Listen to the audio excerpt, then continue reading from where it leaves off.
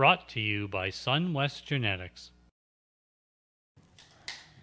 What's up, potheads and political junkies? You're watching Cannabis Culture News Live. Jeremiah here with Mr. Cookie Man. Hey, everybody. Welcome to the show. Yes, yes. And when you threw that joint up, a bunch of weed went flying everywhere. It's hilarious. We got weed here. How is everybody doing out there in Pod TV land? We've also got in the room, of course, Anil working the magic on the boards. And in the hot seat, look who it is over here. It's fucking the love human. It's Spicoli himself, the love human. I love it. And I saw you were walking by Craig's show earlier. I was on the radio show Fridays with Craig X over on Save On Radio. You can find that at expertjoints.com, or is it .ca? I don't know.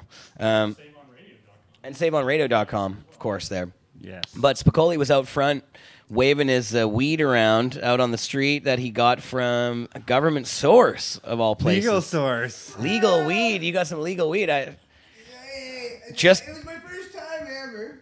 Oh, yeah. First time ever, but I was on a road trip to Alberta. Yeah. And I figured since I was going through Kamloops, I should probably... Yeah, whichever one. But I thought since I was going through Kamloops, I should probably do myself a service and pay the government a little tax. And so I stopped by and I picked up a few grams and an eighth, and then, yeah, horrific. That is your verdict, huh? Horrific. Okay, so the eighth was moderately goodly priced at $25.99. It's not bad. That's reasonable. But it was fucking pretty mass packaged in. But my ball breaker is it's packaged on August the 16th. So it's 6 months old. It's drier than a popcorn fart, and it's fucking. So I haven't even smoked none of it. I didn't smoke the pre-roll that I got in Alberta. Look at the packaging on this pre-roll. So the pre-roll packaging, it came in a box, and then it had the government Tax stamp. but then it came with a big warning and a thing. And my other thing that I fucking noticed while I was getting high, and well, I wasn't driving, I had my lovely friend Ann, she was driving at the time, but cannabis can be addictive. Up to half of people who use cannabis on a daily basis have work, social, or health problems from using cannabis. Where the fuck do they get the studies for this fucking shit is what I want to know. But anyway, so that was the joint, and I did smoke it. It wasn't the cleanest smoking thing, but I'm not that fond of the... It's not very good product. No. It's shitty product. It's been on the shelf for 6 months, man. That pre-roll, man, the amount of packaging, like the amount that it cost extra. All these people are like, why is the weed so expensive? It's probably the all packaging. Yeah, you need a box, a little container. It's a couple bucks. Done. It's brutal. No, not good. And, you know, obviously if we, like you said, August, this was packaged in. August the 16th. Oh, man, brutal. 2018. Who wants to smoke that? 2018. And I know if I go to my local buddy that's probably doing something illegal, but I'm telling you this, love humans. What my buddies are doing and growing and craft growing is not fucking any more illegal than what's really illegal and really mind-blowing to me is just the fact that our government is just fucking us so fucking terribly and we can't support our local love human. And I'm going to not probably ever go back to another government place because I'm allowed to grow 4 plants and I'm also allowed to, well, I'm not allowed to buy it from my buddy, but I'm fucking buying from my buddy because he's got better weed and it's fresher and it's more potent and I'm paying a fraction of the fucking cost. So do the arithmetic. All right, your turn. I got something funny for you, though, Yeah, Spicoli, before you leave. I'm not leaving. Oh, okay. This is humorous. So Dana and I went to a 420 meeting with the park board and all of the different departments of the city that show up for these things, like 12 different departments or whatever it is. They got all their people on the phone there, the full complement. But the VPD crew were there, and they really didn't have much to say about 420 last year. Everybody was pretty cool with what happened last year. Everybody says we did a good job. The cops were like, well, we had one thing. That guy with the They just wanted you to blow it away from the officers. They said they were like, because they're like, well, can he just, you know, that love cannon got a lot of smoke coming out of it. Can we just make sure it's not around the police officers because they're, you know, they're getting too high down there apparently. It's a better solution. The police officers should just fucking stay at the top of the hill and not even come. It's an anti-police cannon. Cop cannon. Yeah. Wait, I Too wanted to fucking say, hilarious. Keeps them away, that's for sure. That's very funny though. We were laughing, and the guy was deadly serious about it too. He was like, I bet. yeah. I got in the works. I got Ming, the genius glass blower. I Yep. got him right now designing Love Cannon 2.0. So Spicoli's bringing something a little more special this year than just the last smoke year Love gauntlet. Cannon. I'm gonna have a little bit. The smoke Gatling gun. Maybe, The smoke-a-pult. possibly. But I got Ming in the lab. He's blowing me some glass tubes, and we're working on the Love Cannon 2.0 because I want to be able to have more than just a 45-second or 1 minute. I want to maybe fit a whole pound or pound and a half in that machine. Oh Jesus! Right a to lot Pound more- Town. What? A lot more love humans can get high that way. Is what I'm thinking. Love humans. I love humans. That's really funny. So, okay, so 2.0 is coming to 420. It's coming to Well, 420. As long as we keep it away from the cops, it should be okay. And I'll The try. cops don't want to go to Pound Town. The undercover ones can get fucked. Because that's not the, that's, I thought you already had a 2.0, the mini version. Oh yeah, that was. We invented that just a couple. El This Traveler. is the third So version. This is 3.0, but that other one was a travel one to go camping. And so then I wouldn't be, because the big Love Cannon, I put it in like a organ bag or whatever, but it fucking stinks like fucking a dirty bong in your trunk.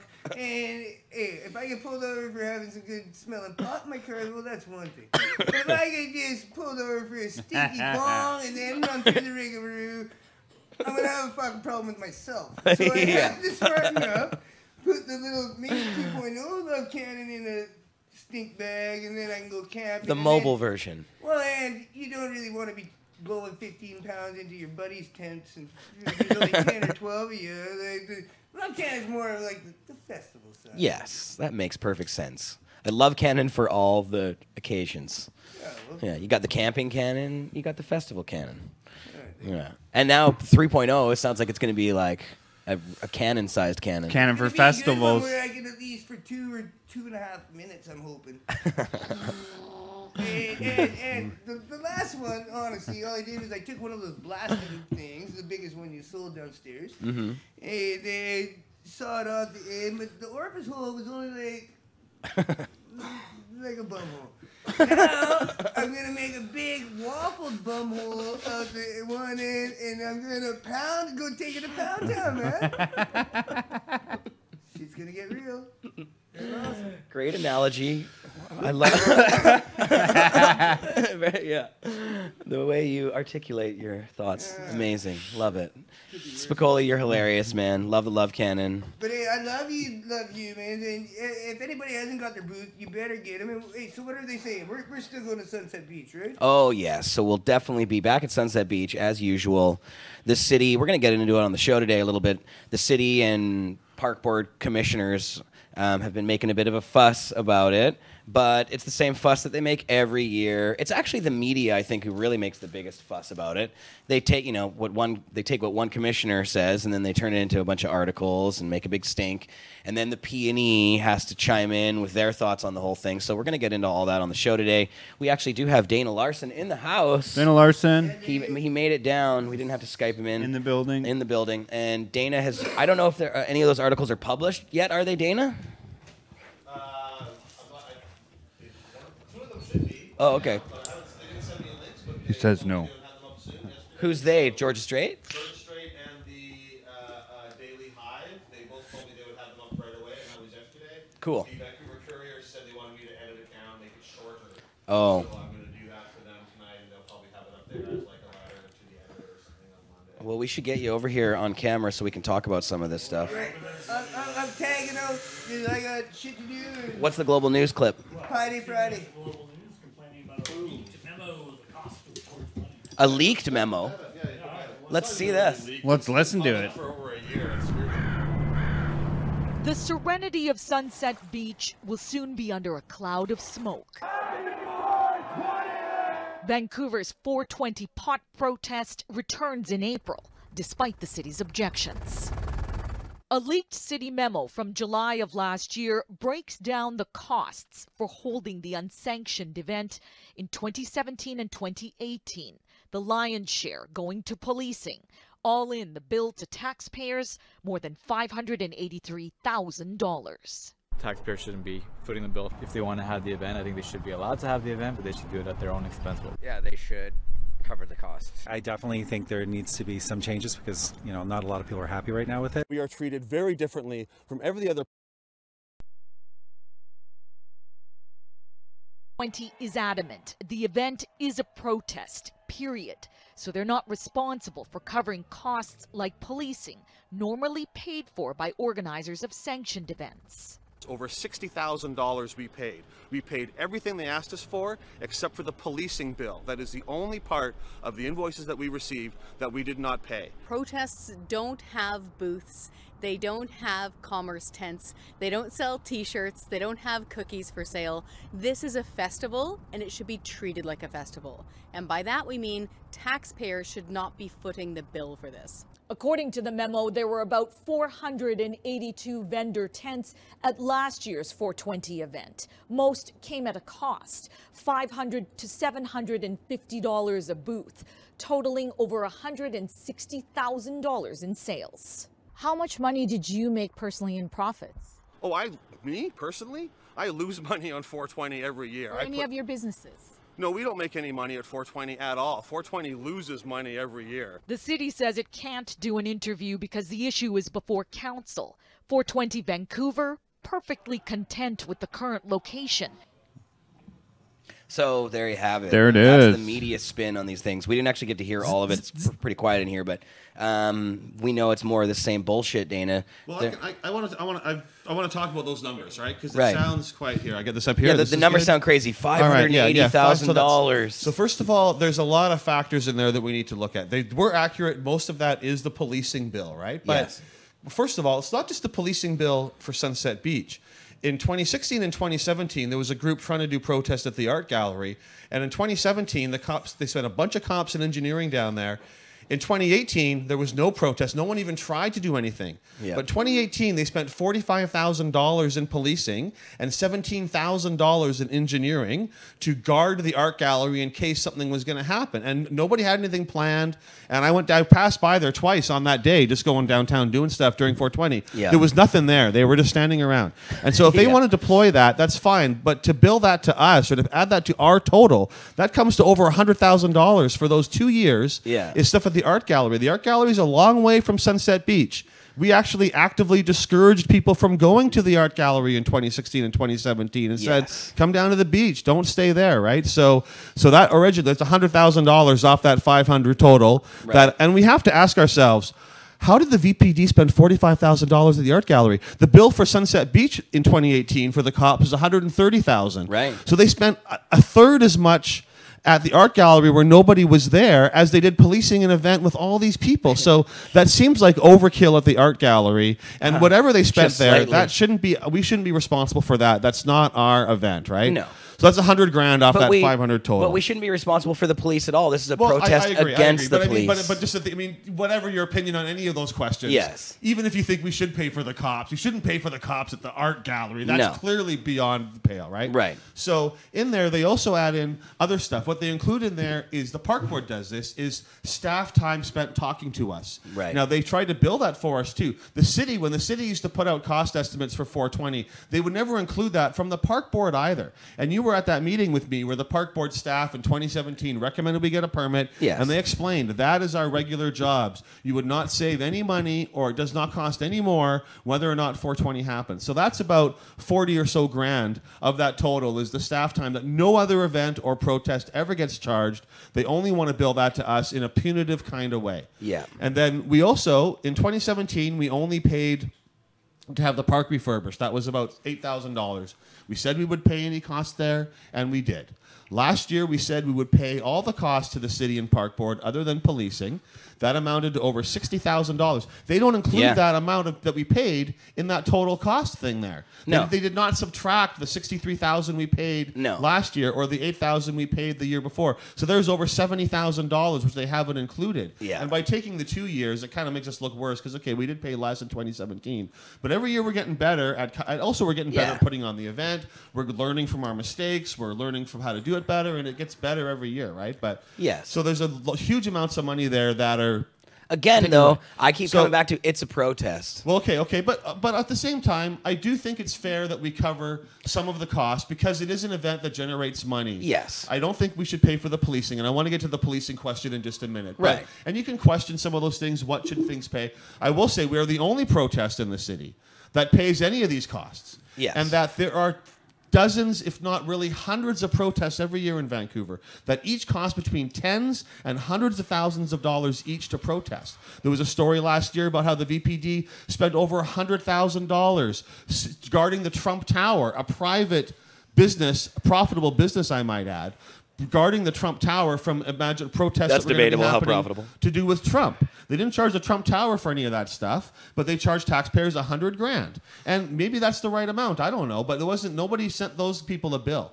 And policing costs are a big issue in Vancouver when it comes to public events. Not just actually Vancouver, all across the country. I learned a lot about this last year and wrote a few pieces about this, but every event is having problems with this. And the police, they say, well, look, somebody drives a car into a big crowd in Paris, so we got to avoid for that. So we got to start setting up car barricades. Our cops have carbine rifles now because they need bigger weapons. We're spending more money because we're trying to keep everybody safe. Yes. And I don't like the big policing bill, but I have to say, if somebody tried to drive a car into the crowd and they stopped that from happening, then that's money well spent, right? Clearly, we'd think that's worth. No, I'm not the right person to necessarily judge what the appropriate crowd security is at events, but it's skyrocketing out of control. The Pride Parade is one of 4 or 5 events in the city that is considered a civic event, and so they get a special bonus. They get $50,000 a year. Now, they don't get a check. That just means they get $50,000 off their first $50,000 in expenses, right?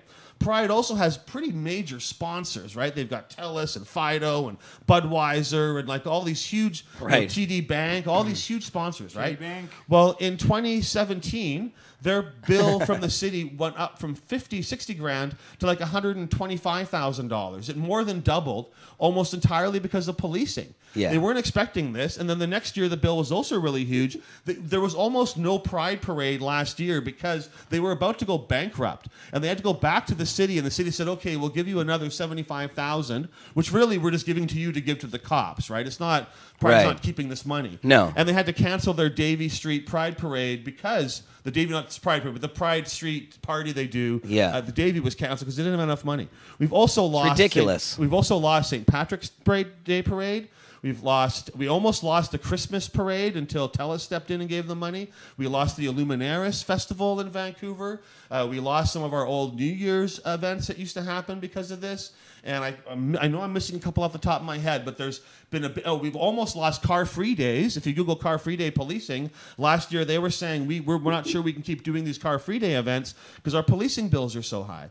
And so I'm thinking, and it doesn't also make sense. And then it also doesn't make sense. Okay, so protests, by their definition, don't pay any policing bills right now. Right. But then events that try to follow the rules do have to pay unless you're politically friendly with the mayor's office and you get special status like Pride or Vaisakhi or if there's a CFL parade or a Grey Cup parade, those kind of things get. So you've got to have an in with the city, and then they give you an extra thing. That all seems to me really. When I think about it, I think, if you're in the park by yourself, policing is included anywhere in the city. Mm-hmm. It's a natural service that everybody gets. If you live in a heavy crime area, you don't pay extra policing to be like that, right? Right. So to me, really, I start to think about it. I think why are events?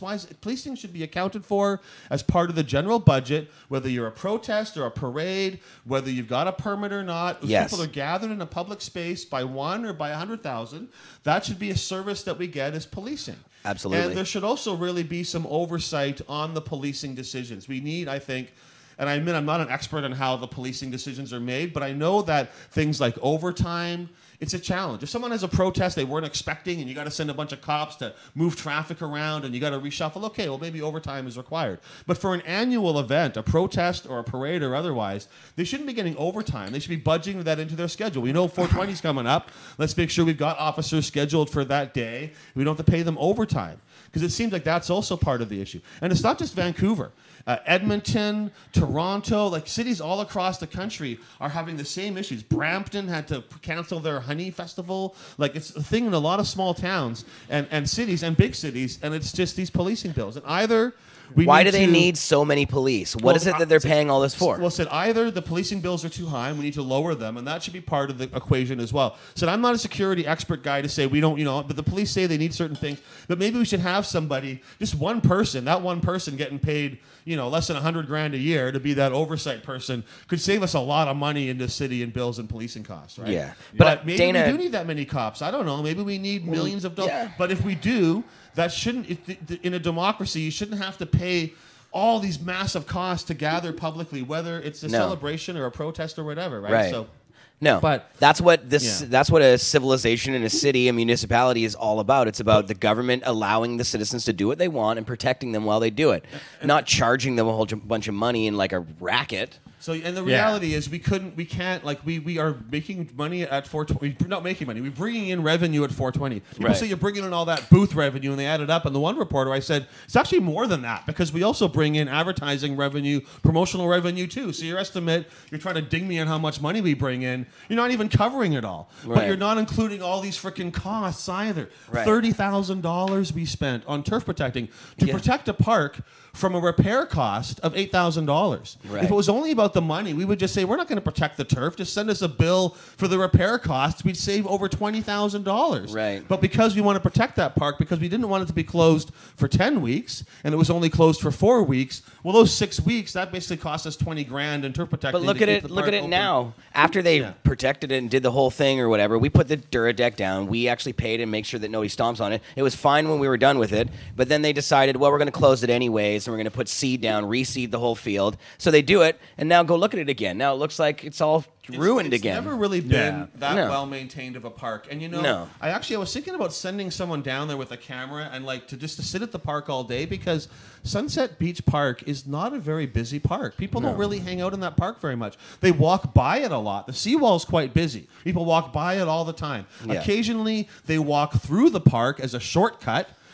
People definitely play frisbee and have their dogs there and fly kites, but I rarely see more than 3 people at a time in the park actually using it for stuff. And even around April, by the summertime, it gets a bit busier, but it's always kind of a muddy area. It's not really designed to sit in. No. And so they, when our group comes down there, that is the most, other than other events, right? I mean, that's when the park really gets used, is for us and Pride and the Sun Run and the other protests. Right. It's really not really like a hangout. There's no benches there. People go to the beach part, and they sit on the sand there and on the logs there if they want to hang out. Yeah. But it's really not, it's not that busy of a park at all, and it's not really accessible because the hill is so slippery and slopey. People don't really walk down there. Mm-hmm. So, But talk about yellow journalism from was that Global? Global. It's just not the way that they go about this stuff, rather than actually presenting both sides and giving an accurate depiction of things. It's just totally slanted. So well, and the idea, I mean, a lot of it's just haters looking for a reason to hate, right? I mean, and you notice other things don't get any coverage. Like there used to be a bicycle protest, a nighttime bike rave kind of protest. It would only get a few hundred people, and they would get a lot of complaints. People would call in and complain about the bike ravers, and people would say they were leaving a mess.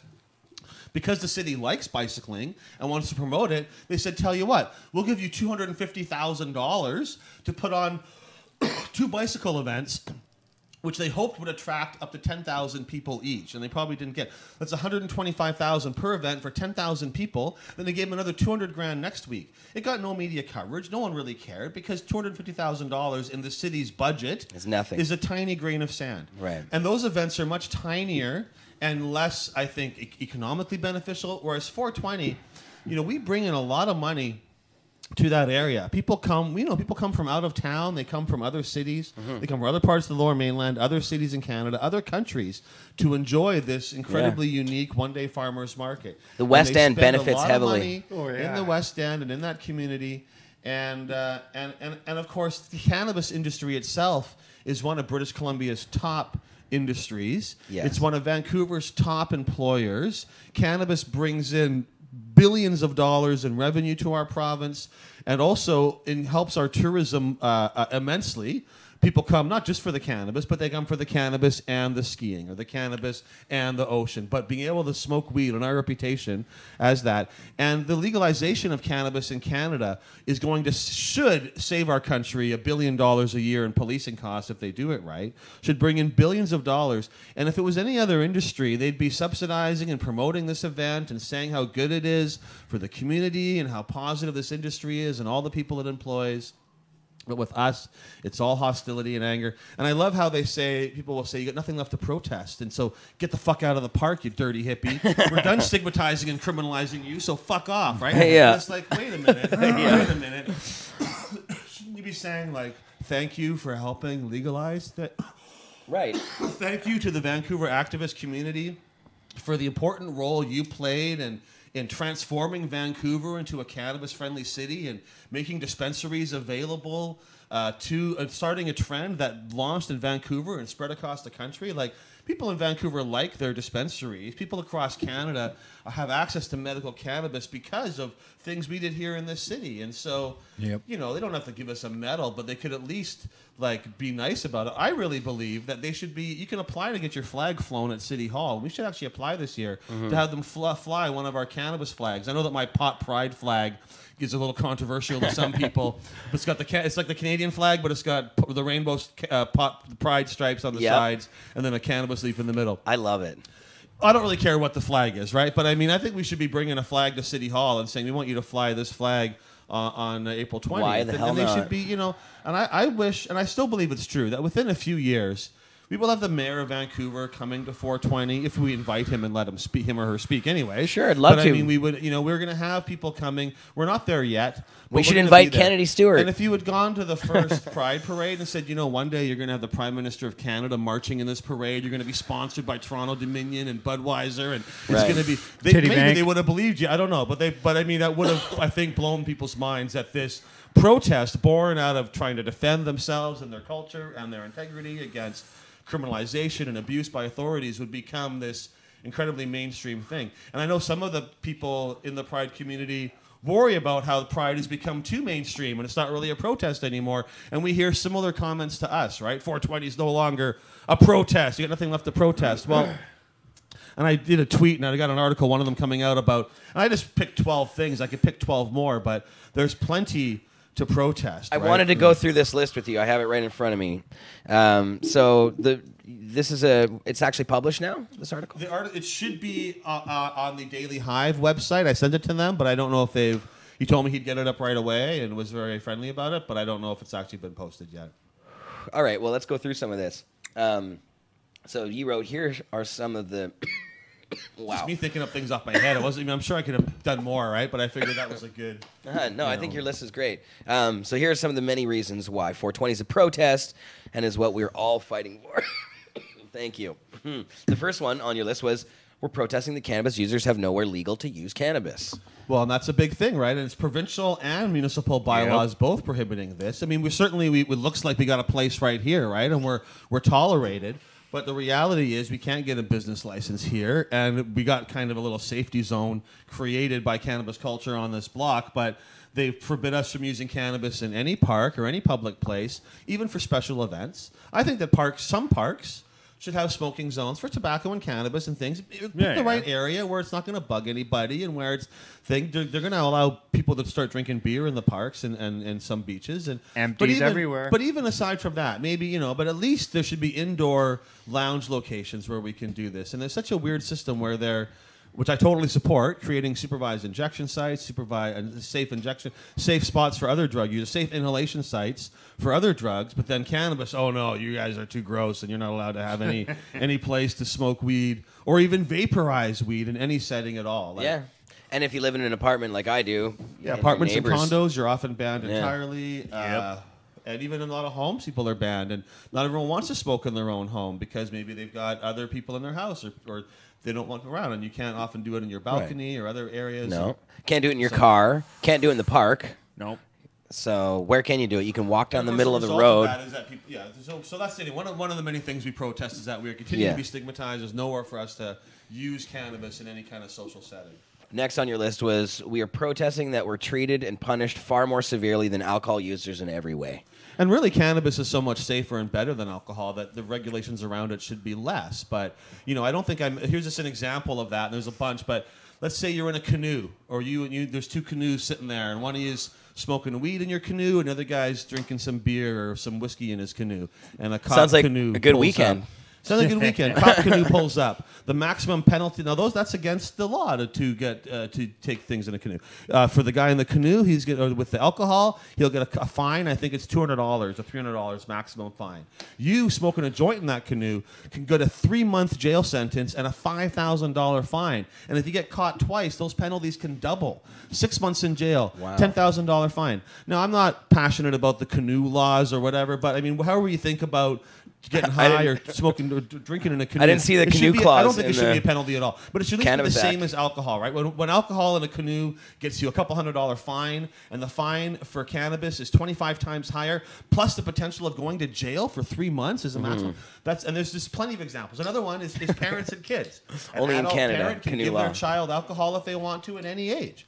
When I was a kid, my neighbors were Italians, and their son would have a little bit of wine with dinner when he was like 8 years old and stuff, right? Like, not a lot, but they certainly were drinking at underage. And that's legal, and it should be. If you're getting your kid wasted every day and getting them drunk, then that's a different issue. That's a parent a thing, but there's not a blanket ban on that. A parent who smokes a joint or has a puff or even shares some CBD with their child who's like 17 and a half, they could lose their kids and go to jail and be treated really seriously. And I think that I'm happy to have age limits to buy cannabis, but I think using cannabis, like alcohol, it's a family decision that parents should have a role. And if a parent decides their child needs or should be able to have access to cannabis before they're at a legal age, that's a family decision. Right. And maybe there's a role if you're giving your kids 20 weed brownies every day so they're super stoned all the time or something that, but that should be dealt with in the same way as shouldn't be a crime, right? Like that. It should be treated the same as alcohol or less. So those are just two simple examples, and there's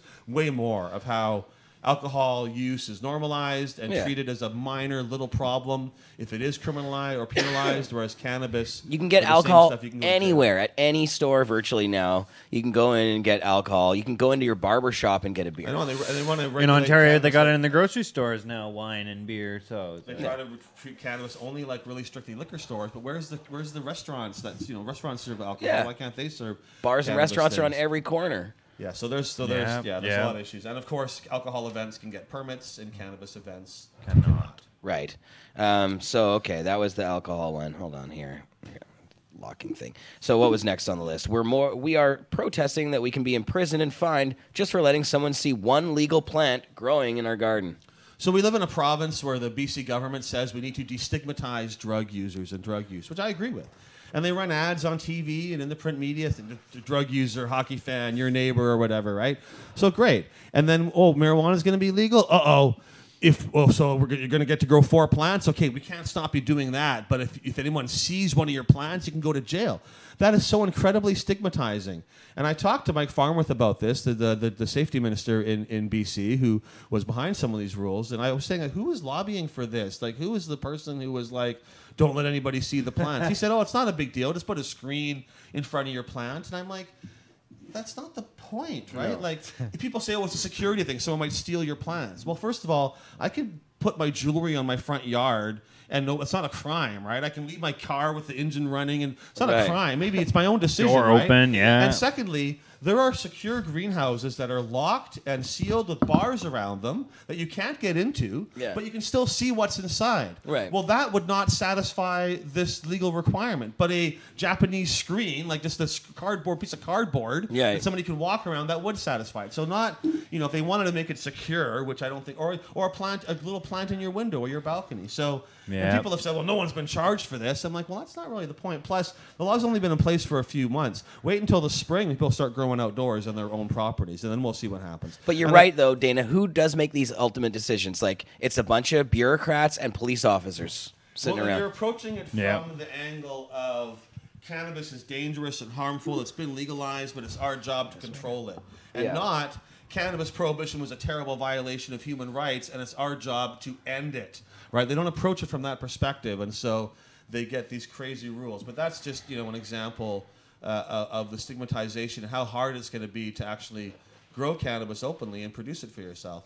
Of course, those rules don't apply if you've got a medical permit, right? So a medical grower can put his plants anywhere he wants, but other people can't, which also just is part of the ridiculous hypocrisy that one plant is fine, but a medical plant is fine, but a recreational plant is too dangerous to be seen in public, or it might, a kid might walk by and see it, and suddenly his hair is going to turn into dreadlocks, and it's like that would be awesome. Which would be kind of cool. Yeah. But yeah, your next point I think is kind of what we were talking about, who's making these decisions. We are protesting that the cannabis industry is being taken over by millionaires, ex-cops, and prohibitionist politicians, while those on communities most harmed by prohibition are left out and continue to be demonized. In the States, the city of Oakland, I know, has made an effort to... the city of Oakland has made an effort to try to give out their license in such a way that they're including those communities and people who have been harmed by prohibition more.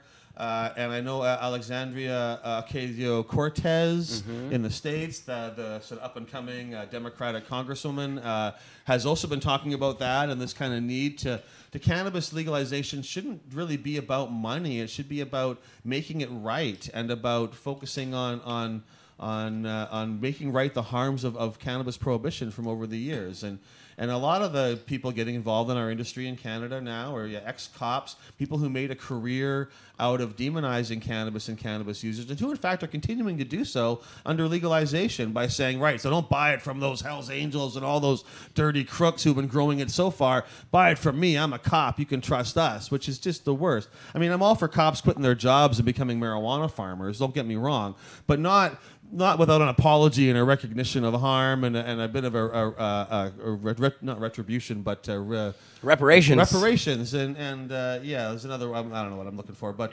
just making it right, making it.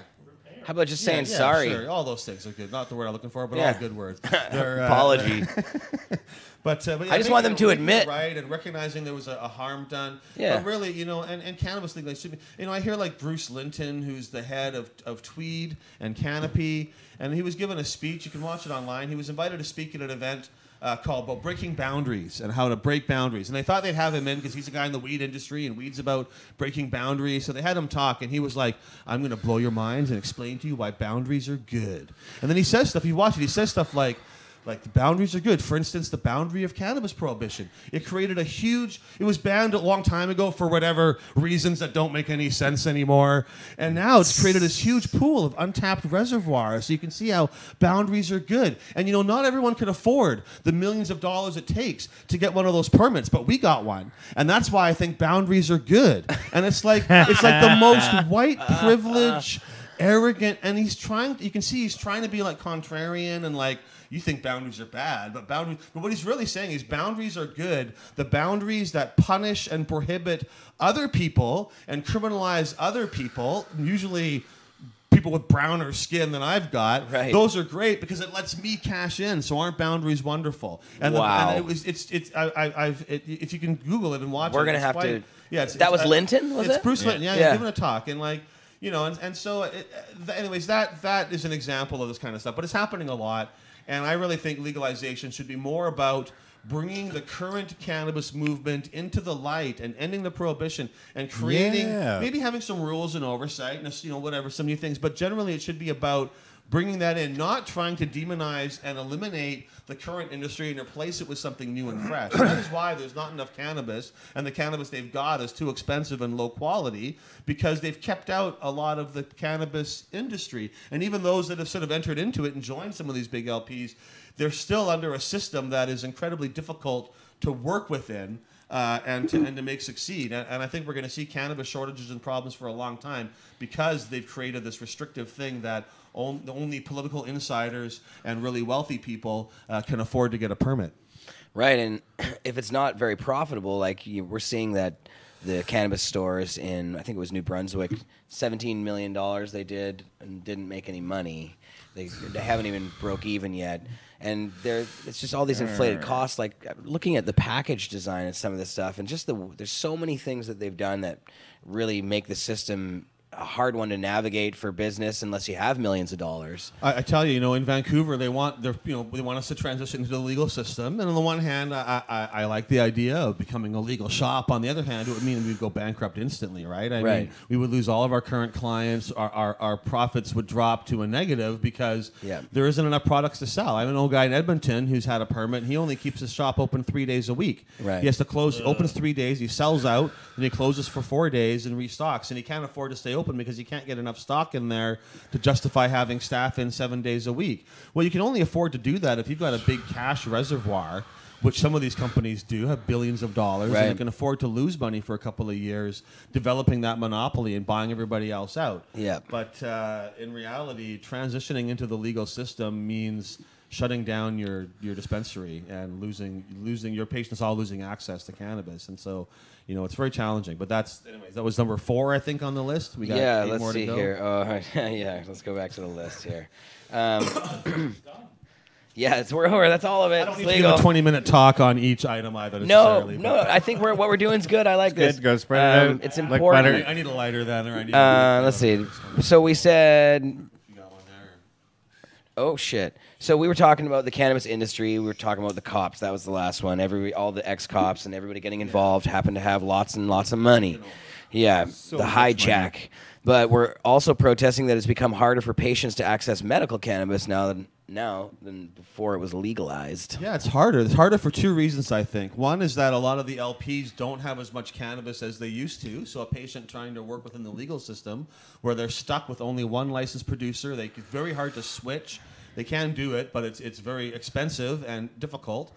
And they have a harder time. Often their LPs are out of product more often now because they've got more places to sell it. And also doctors are less willing to sign the paperwork now. I've heard from patients whose doctors used to do it who were saying, well, it's legal now. It's legal go to the now. weed You shop. don't need the What do you need me paperwork. for, man? Of course. And it's not. And then thirdly, it's more difficult because a lot of dispensaries have closed. And of course, you know this better than anybody, but a lot of dispensaries have closed down and patients have less places to go in many cities and by mail order. So those things together, I think, have made it generally harder for people to get medical access. And I think that's only really going to get worse for a while. Maybe it'll improve it in the long run. But I'm a patients first kind of person. I think cannabis should be legal for everybody, but people with a medical need should be at the front of the line to get their cannabis if there's only so much to go around or whatever, right? And yeah, of course. And also the high taxes they added. Like before legalization, there wasn't that 10% excise tax on cannabis, right? Patients were still paying GST like they are now, which shouldn't be on there. But they've added this dollar tax on every gram. Well, that was added to medical patients too. So they're paying more under legalization than they were under prohibition. So they're paying more. They have less access. They have less legal access and less black market or free market access. Yeah. And they're paying more. So that's really, and that $1 tax, I mean, Jeez. It's ridiculous. And I really think that the real solution to the high price for patients is partly to make cannabis cheaper for everybody, right? Like legal cannabis should just cost a lot less. If the natural price per gram was a couple of bucks, then that dollar tax or that 10% tax, it wouldn't hurt quite so much, But I don't want that dollar a gram tax on there either, right? But it's really the base price is still the bulk of the price. But anyways, those are some of the problems medical users are facing. Yeah, and I mean, it seems like they're trying to totally eradicate the whole medical side of it. They're just ignoring it completely. There's no dispensaries for a medical reason out there. They're not even talking about it. In Vancouver, we really are going to be starting pushing this here because the city of Gibson's on the Sunshine Coast, tiny little city that I used to actually live in many years ago, beautiful place, and they gave their local medical dispensary a business license for 1 year to continue operating as a medical dispensary. Yeah. And they did that partly because they recognize that there's no recreational shops coming, but also because they recognize patients need medical access. And I would really like to see Vancouver do that. When they originally created their bylaws, for cannabis. It was about medical cannabis, and they had the Compassion Club model and the medical retail model. And there was a lot of flaws in their bylaws and ways they made it kind of hard to go. But that intention, I think, and then they came back like a while ago and they just took out the medical stuff. Yeah, they just changed the name. They just changed the name kind of, but they still left in the Compassion Club part. Although it's weird now because the Compassion Club section says you have to be a member in good standing with the Canadian Association of Medical Cannabis Dispensaries, CAMCD, a group that I belonged to and helped found and put a lot of time and money in, and which against my, I think, better judgment or against my wishes anyways, they voted to rename themselves the Association of Canadian Cannabis Retailers, eliminate all reference to medical cannabis and patients from their stuff, and become like a lobby group for those transitioning into the legal system. Right. And so you can't be a member of CAMCD anymore. I'm not sure if it counts to be a member of Acres under that thing, so I'm not sure that path. It makes no sense. And they should really. But you're not allowed to be a Compassion Club anymore because you can't have cannabis. Well, not under the provincial laws, but I mean under the municipal bylaws that still exists, right? But so they need to reopen the municipal bylaws and look at them again. And they've been very reluctant to do that. But I mean, even things like that, like it's making reference to all this medical stuff to a group that no longer exists. It's got 2 categories and it's got all these things that don't really apply under the current legal system. No. And I mean, I don't know if we're going to get it, but what I would like to see is for them to have 2 paths. If you want a permit under the legal recreational system, then you have to do this and this and this. And if you want a permit to continue serving patients in a medical-only kind of way, then you have to do this and this and this. Because I think they should be recognizing that patients are not getting access in that. But I don't expect the current city council to do that. They've shown a lot of reluctance to open them up. It's quite possible they could open them up again and make them worse as well. I mean, there's a lot of, and it's half NPA and then half more progressive people and then the mayor, right? So there's a lot of hostility on the council to dispensaries and councillors who have said, like Melissa DeGenova, who said a few different things at different times, but has certainly said basically all dispensaries should be closed because we're putting in rules that nobody can comply with, right? And that kind of stuff. It's just crazy talk from her. Those are all problems. God, there's a few of the councillors that I do like. She's not really one of them. I've had a lot of disagreements with Melissa DeGenova. I will give her credit for a couple of things. She's willing to engage in debate. Like, she'll talk about stuff, whereas a lot of other ones won't even meet with me or talk. Right. At least she'll engage in debate. And there was when CAMCD was still CAMCD, before the last election, they had like an open house for city councillors to come. And she was one of the few ones that showed up. And I was like, are you trying to get votes from the dispensary community? Because it seemed like she was, though. But she was talking out of both sides of her mouth, though. So I agree. I said I'm not really. I wouldn't vote for her. We have a lot of issues, but I will say I just like that she's.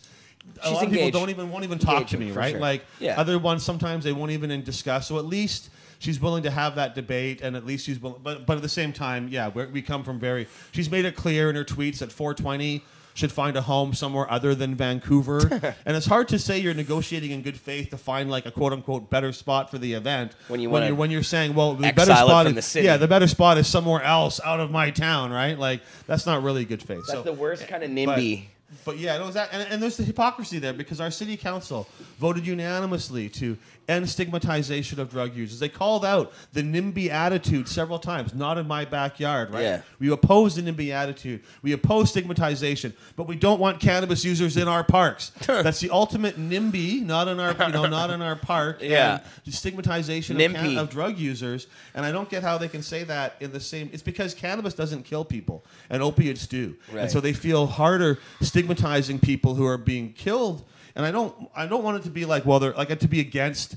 Some people are like, those injection sites suck, and we should like. No, I support all that stuff. Yeah. I'm glad they're speaking for that. But to leave cannabis users out of that equation and not see us as stigmatized drug users that need a place, and plenty of people belong to both. Plenty of people who are injection drug users are also cannabis users, and a lot of them, the more cannabis they've got, the less drugs, the less heroin they're injecting, right? Because it's an option. So. Cannabis substitution project. Yeah, exactly. And we give a lot of cannabis. We still do to the overdose prevention site. They can't give it out quite as openly as they used to, but we still make the stuff available. And medical cannabis is still a thing. To me, really, in some ways, I think the theme of 420 this year should be like no more stigma. End the stigma. Yeah. Because that's a phrase that's used so much by all our politicians, and I keep saying you can't end the stigma if you don't end the arrests. Right. Well, and there you go. But it goes even beyond the arrests. I think it goes to this attitude that the media perpetuates a lot. Like, you see the coverage of it. They're not really giving us a fair shake, and they're not treating us with respect like every other culture they talk about. Like, why are we always the ones that... The joke. Yeah, I know. It's pretty brutal. But the media, I think, definitely runs with it. And I don't think people out there in society feel like that as much as, you see on the TV, like, all these questions and stuff. People out there probably just feel normal about us. It's just the media that really hypes that shit I up. think it's a mix. And sometimes you talk to people, sorry, what was her name? Sims, the woman from the Canadian Taxpayer Federation. Yeah. She was tweeting some stuff. They should pay their bills. Simple as that. And then when I was on with her on CKNW, and I don't agree with all their beliefs, but I'm not against them, and she's fine, right? Yeah. And they make some good points a lot of times, too, about waste and things. But with a few minutes on the radio, and she was basically agreeing with me, like, we should be getting a permit. People don't realize really what policing costs are, and they don't understand why, that it's not really our fault the policing costs are so high. Like, I like having a few cops there. They come in handy sometimes. I don't feel we need all those cops there. Like, mostly they're standing in circles talking to each other. Here's a good example. At Cannabis Day that we do on July 1st at Thornton Park, there's no cops there at all. None. Almost virtually zero. There's like a cop comes by there's or one whatever. or two that One hang or out two. for a little while. Yeah. Never more than 2 cops max. And there's no problem. And they all know that, and they're all cool with it, and it's no big deal. So... no, it's just another damn money grab. It seems like these departments they spend more money at 420 now than they used to spend when they tried to shut it down and arrest people and stuff. And like back in the olden days where they actually would conflict with us and like. It's to me. I think a lot of. I mean, I don't know. I get along well with the police. I don't really have any issues with it. It's just the bill that we get, and if they weren't, it's just if we could have some consultation on that, or who makes these decisions, right? How do you said with Pride 1 year they got the bill was bigger, and the cops said, oh, because the fireworks were the same day, and normally we send the cheaper cops, traffic cops down to do stuff, but instead we send all the traffic cops down to the fireworks. So you got all the more expensive cops on overtime. Sorry, but you got to pay an extra $100,000 or whatever. It's like.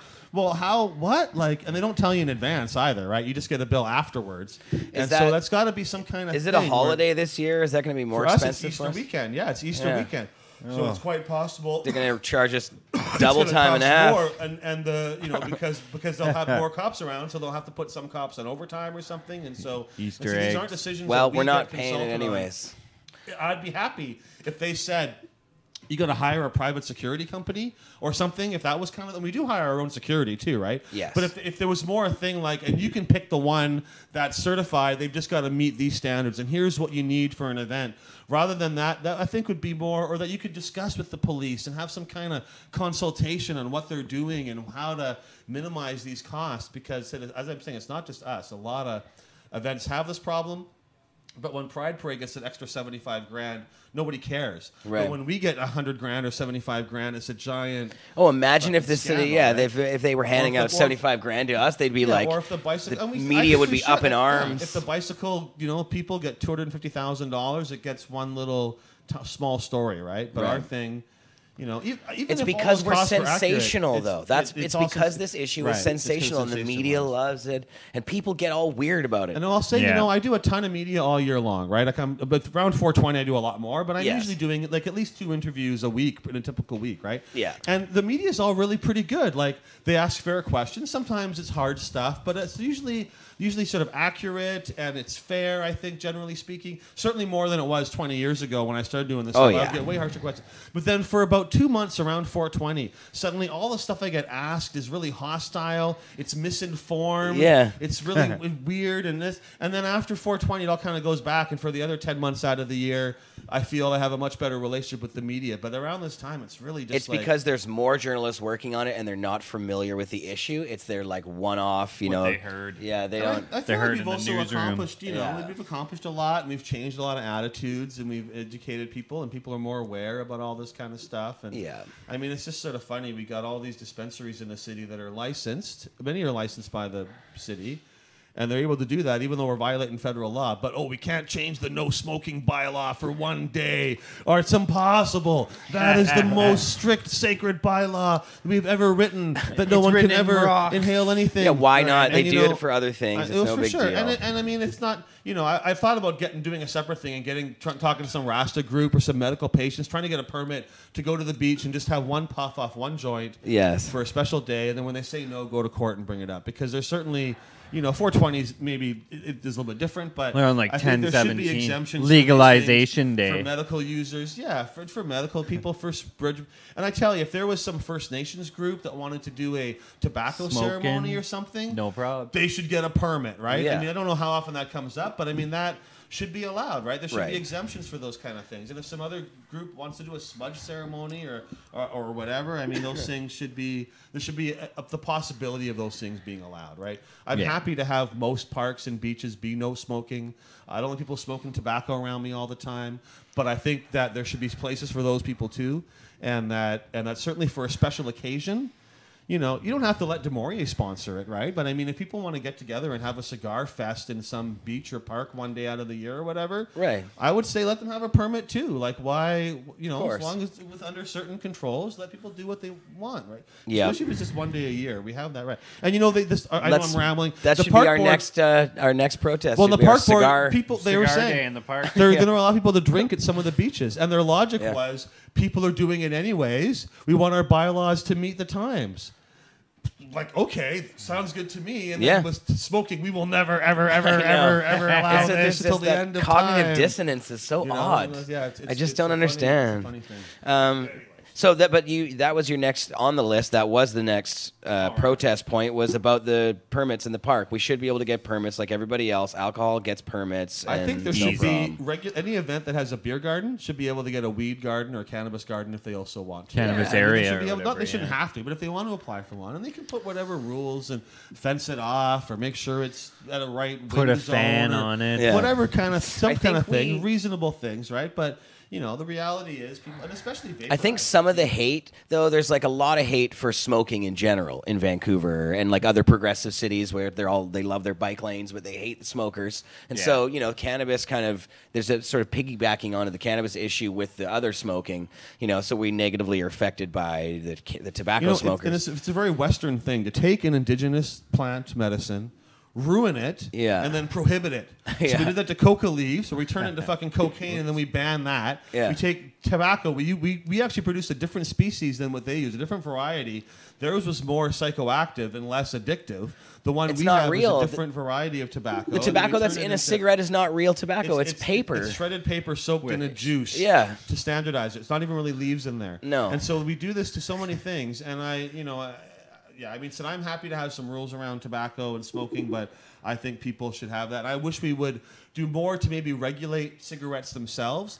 They have these ads saying cigarettes have got formaldehyde in them, and that's really bad for you. And I think, well, why don't they make a rule you can't put so much formaldehyde in your fucking cigarettes? Right, exactly. Like that's, you know, they don't do that with everything else. Yeah, I mean, you know, maybe there's some inherent, and like that's what they don't want people vaping nicotine, right? Well, nicotine can be habit forming, but it's not, doesn't cause cancer. It's not actually bad for you, and it has certain mental benefits as well. Using nicotine makes your memory work better and makes you focus better. And I'm not saying everyone should do that, but like it's not really a health issue. Then it's more just of a we don't like you doing that because we think you're doing it too much or something. And is it because maybe obviously the tobacco companies have a lot of power, but is it they're so enshrined and these old ideas have been there for so long that it's just like the politicians found a way around it rather than having to fuck with the tobacco companies in like a direct way and banning. They probably had the most money involved back in the day, so they were just like, we'll let them do what they want to do, like oil is now, you know? They kind of let oil do whatever. They're like, don't wreck the environment, but there's fucking laying pipeline across the fucking land, no probs, you know?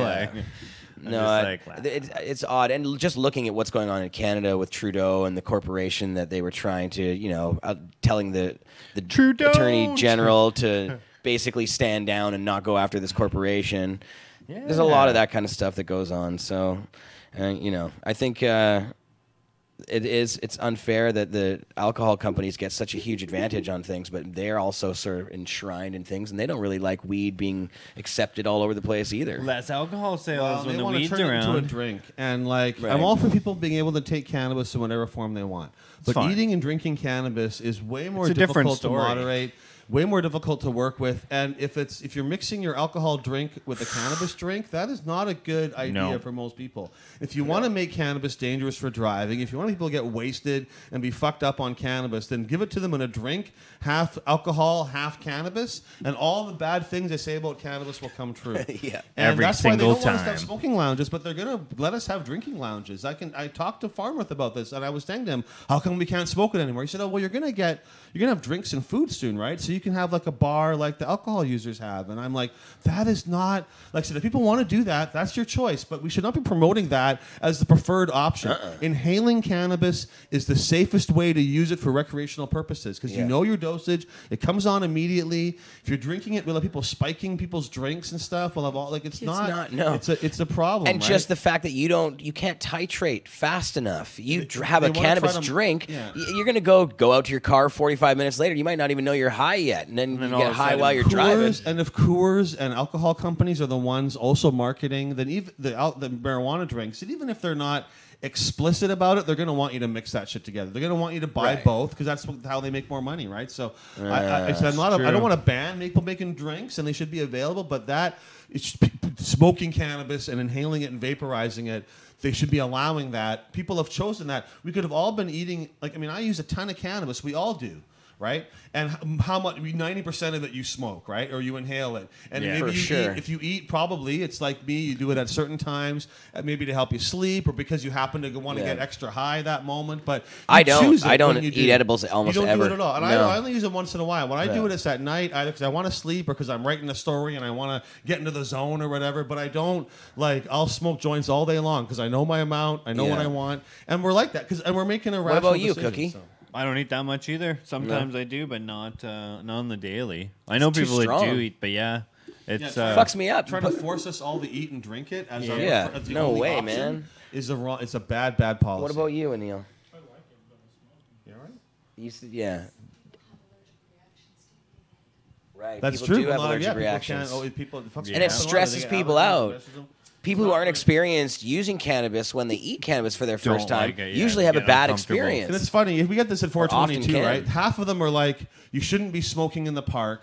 Just eat it and drink it. And then there half go, don't sell that. Drinking, it's more. And I said, I'm glad that we provide edibles and thing, but it's definitely more problematic at 420 other events. People edibles. And if it was like an edible only and drinking only event, it'd be a big problem because everyone would get too fucking high and it would be too much, right? Like, it's not, so it's funny that half of them don't want us to smoke it, half of them don't want us to eat it, and half of them, It's another symptom of them not knowing anything about cannabis. People who don't just understand it and don't like it are the same ones making the rules, unfortunately. Right? Yeah, like the first year they were like, what, they're eating it? It's in brownies? What the fuck? Yeah.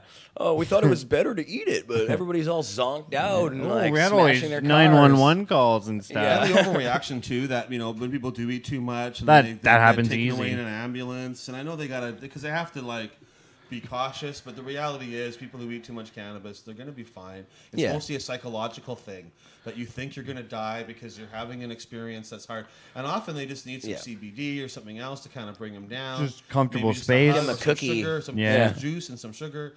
And they'll be fine, right? Yeah. But and we worked at that at 420 to avoid people getting taken away in an ambulance, keep them at the green out tent. And often even they'll go to the ambulance, they'll go to St. Paul's, they'll be there for half an hour, and then they'll come back to 420 afterwards because they feel better. They're now. good. They want to keep enjoying it, right? So it's Exactly. not like it's a real serious thing, but it is. Anyway, so those are issues. They come down, eat more edibles. Back to the list. Yeah, let's go back to our list here. Sorry, every time it locks me out, I got takes.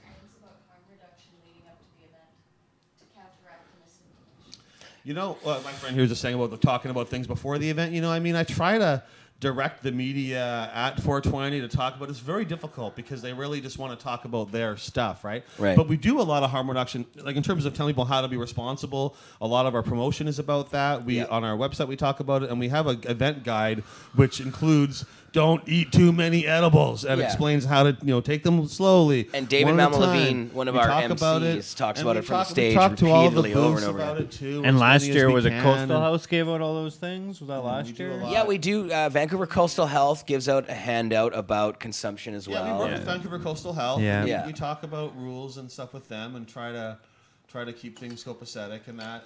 There's always, and I mean, there's always going to be some people that have problems, and if you're all drinking booze, there's going to be some problems. And if there was no intoxicating substances at all, there'd still be some problems. Because when you got a whole bunch of people gathered together in a big space, there's always going to be some stuff that happens just because that's what happens, right? So yes, we got to remember that reality too. All right, back to our list here. We're protesting the high taxes on cannabis, especially taxes on medical cannabis, which is taxed like no other legal medicine. Right, well, we brought that up before, but I'm just going to mention one thing about that is that people say you have a prescription for medical cannabis, but it's not actually a prescription. No, just they've designed it an advisory or something. It's like totally separate from any other way you get other medicine.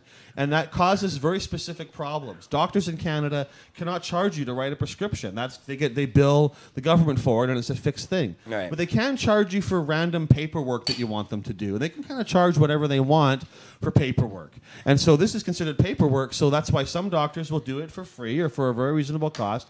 Others will charge hundreds of dollars. And I see advertised online, which on the one hand is a great service. Other hand, it's entirely unethical. How many plants do you want? This is how much you pay us for your prescription, quote per unquote. amount per gram. And imagine if a doctor was doing that with any other drug. How many Percocets you want a week, man? A day, right? Well, I need 10 a day. I'll charge you more money. Like that doctor would go to jail for that. Right. And I mean, if you're a patient who needs a lot of cannabis or just someone who wants to grow a lot of weed for whatever reason, having a doctor like that is very helpful, right? Yes. But on the other hand, it's also a symptom of a corrupted, messed up system that is creating this kind of situation. But right? just quickly, in defense of the doctors, I think that there's something that, the reason that they have to charge per plant in that way, and this has been explained to me by a few doctors who do this kind of thing, is that they have to get on the phone. So the more they have to argue on your behalf, like the more, and they do have to argue. If you have 150 plants or you have a whole bunch of plants, they actually have to get on the phone with the government official and they have to spend time arguing on your behalf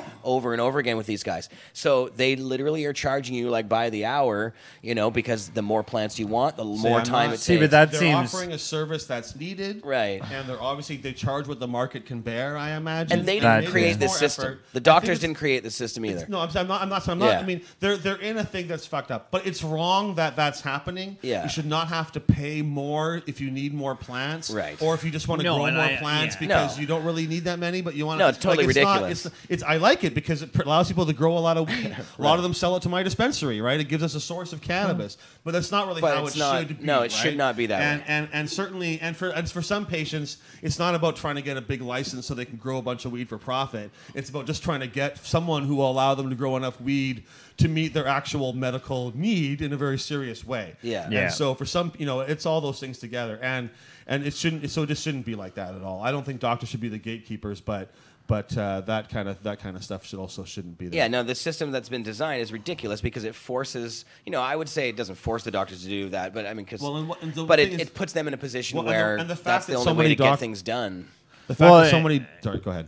You go ahead. Oh yeah, I was gonna say it's kind of a weird thing because like my doctor, he signed my medical exemption for a large amount, and I said, well, Health Canada might call you, and he just said they're gonna call me and ask me why I prescribed you that. He says, I'm going to ask them, are you a fucking doctor? And that's exactly what he said to me. And I was like, no. He's like, they have no right to question anything I do. What I do between me and you is between me and you. That's awesome. And I was like, I said, people charge this. And he says, yeah, I've heard that, But he was like, kind of just like. I definitely have talked to people that say.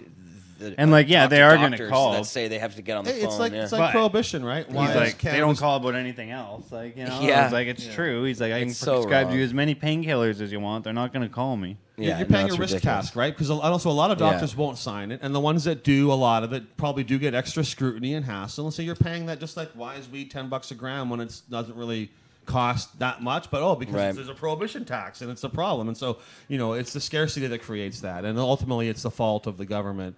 And said people are very grateful for those doctors, even if it costs a lot of money. For a lot of people, that's their only option. So I certainly am not putting that down.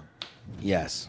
Next on the list, we are protesting arbitrary limitations, like how growing more than 4 cannabis plants at home remains a serious crime, but there are no limits on home beer brewing.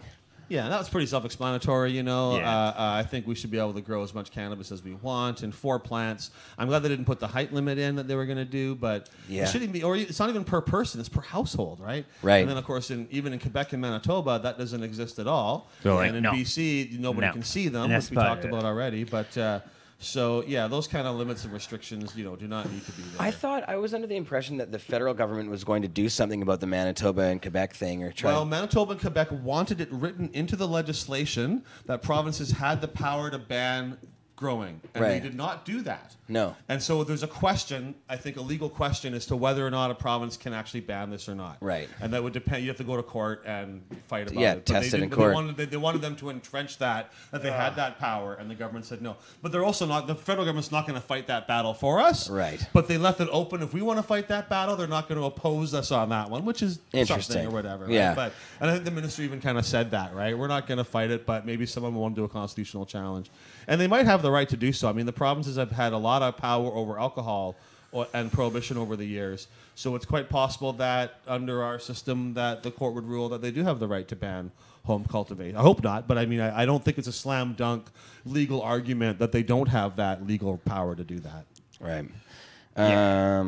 Should we go on to the next one? Of course. We're on a roll. We're on a roll. We are protesting discriminatory driving laws, which declare people to be impaired even if they are a medical user or haven't ingested cannabis for days. And even if they ingest it in the last hour, they may not be impaired either, right? True. But certainly, it should be focused on impairment, actual impairment, and not what's in your bloodstream. And there's this, and I think probably our audience knows about a lot of this stuff, so I don't need to get into it too far. But one interesting point is that there are millions of Canadians who take opiates on a regular basis, and many other prescription drugs as well. And they can be very deleterious to your driving ability. You can go on the nod when you're on opiate high levels, naughty. fall unconscious. And all those things do is say, sleepy time. They have a warning on it. Make sure you know what you're doing before you drive, or don't operate machinery. And if you're wasted on prescription drugs and you haven't get pulled over, you can be charged for driving.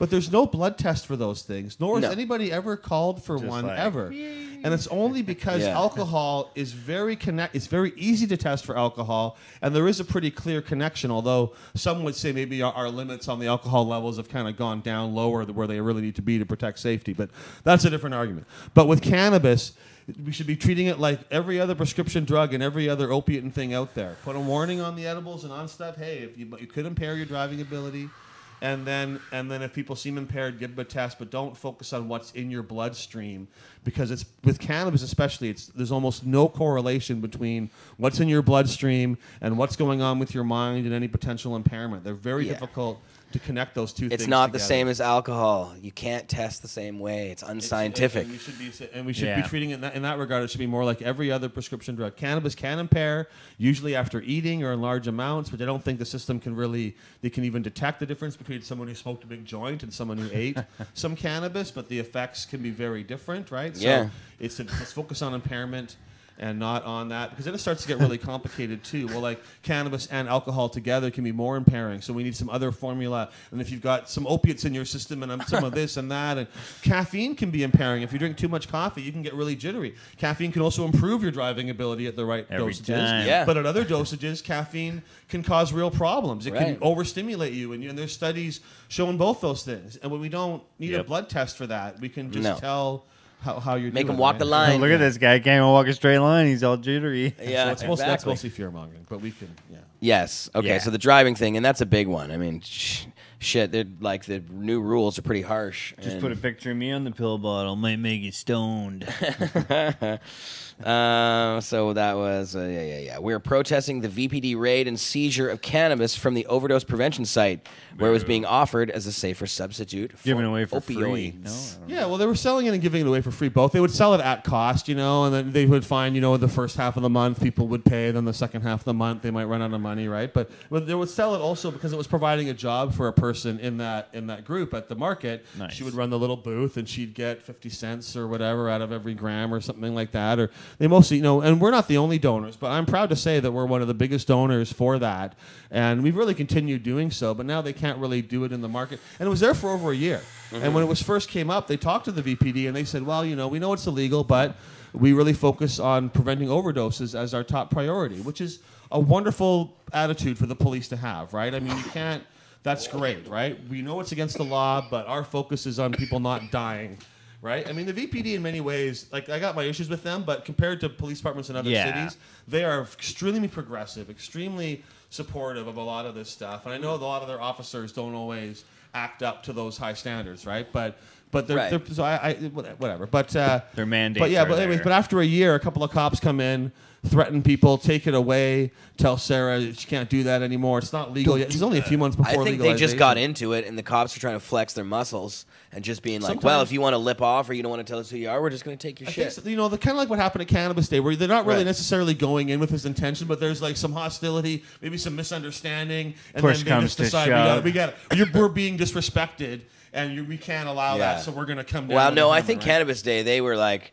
I don't want to get Maybe into they were it. planning But, stuff. I don't yeah, know. But I yeah, think yeah. there was a certain amount of. I think Yeah. there's a certain amount of cops making decisions on the fly too. It's Yeah. not always like a pre. I don't think at the when they took the weed, it wasn't instruction from on high. No. Going they I don't at that think so. moment they made a decision for whatever reason at that moment. Right. But they shouldn't have done that anyways. And No. really, you know, they should be subsidizing. All levels of government should be getting legal cannabis and providing it to these people instead of having us do it, right? But I mean, we also provide a lot for the Cannabis Substitution Project. Yep. That should be getting subsidized by somebody who's got more money than I Should. do, and Yeah. not just me giving them and other dispensaries. And stuff. Yeah, we give him cannabis Yeah, other as people well. do too. But Yeah. But No, yeah, that's Neil's good. doing a More great of job but doing that's, that. that kind of stuff I think is important. So, anyways, All right, so what number yes, are we at? we're Four. at Number 4. We're at number 2. We're protesting Vancouver city bylaws, which restrict cannabis shops far more strictly than liquor stores. Yeah, well, we know about that, right? I mean, we've got to be 500 meters away. No, Right. what is From it? any- 300 meters. So I'm thinking, hang on, that's not right. 300 meters 300. away.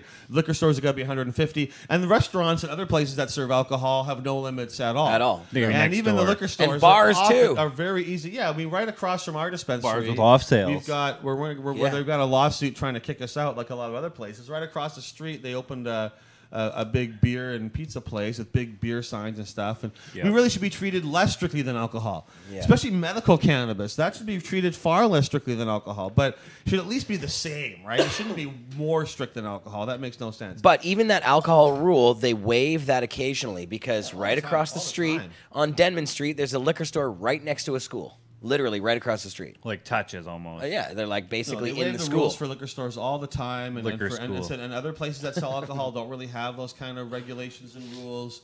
And we should be cannabis should be just more. So Bartending that's a school. big issue though. It's part True. of the broader Weed theme. dealing school. Yeah. What's that? They should have a Like weed the dealing mixology school just up Yeah, there what do in they the do at corner. bartending school? yeah. You got to use fake drinks. Nope.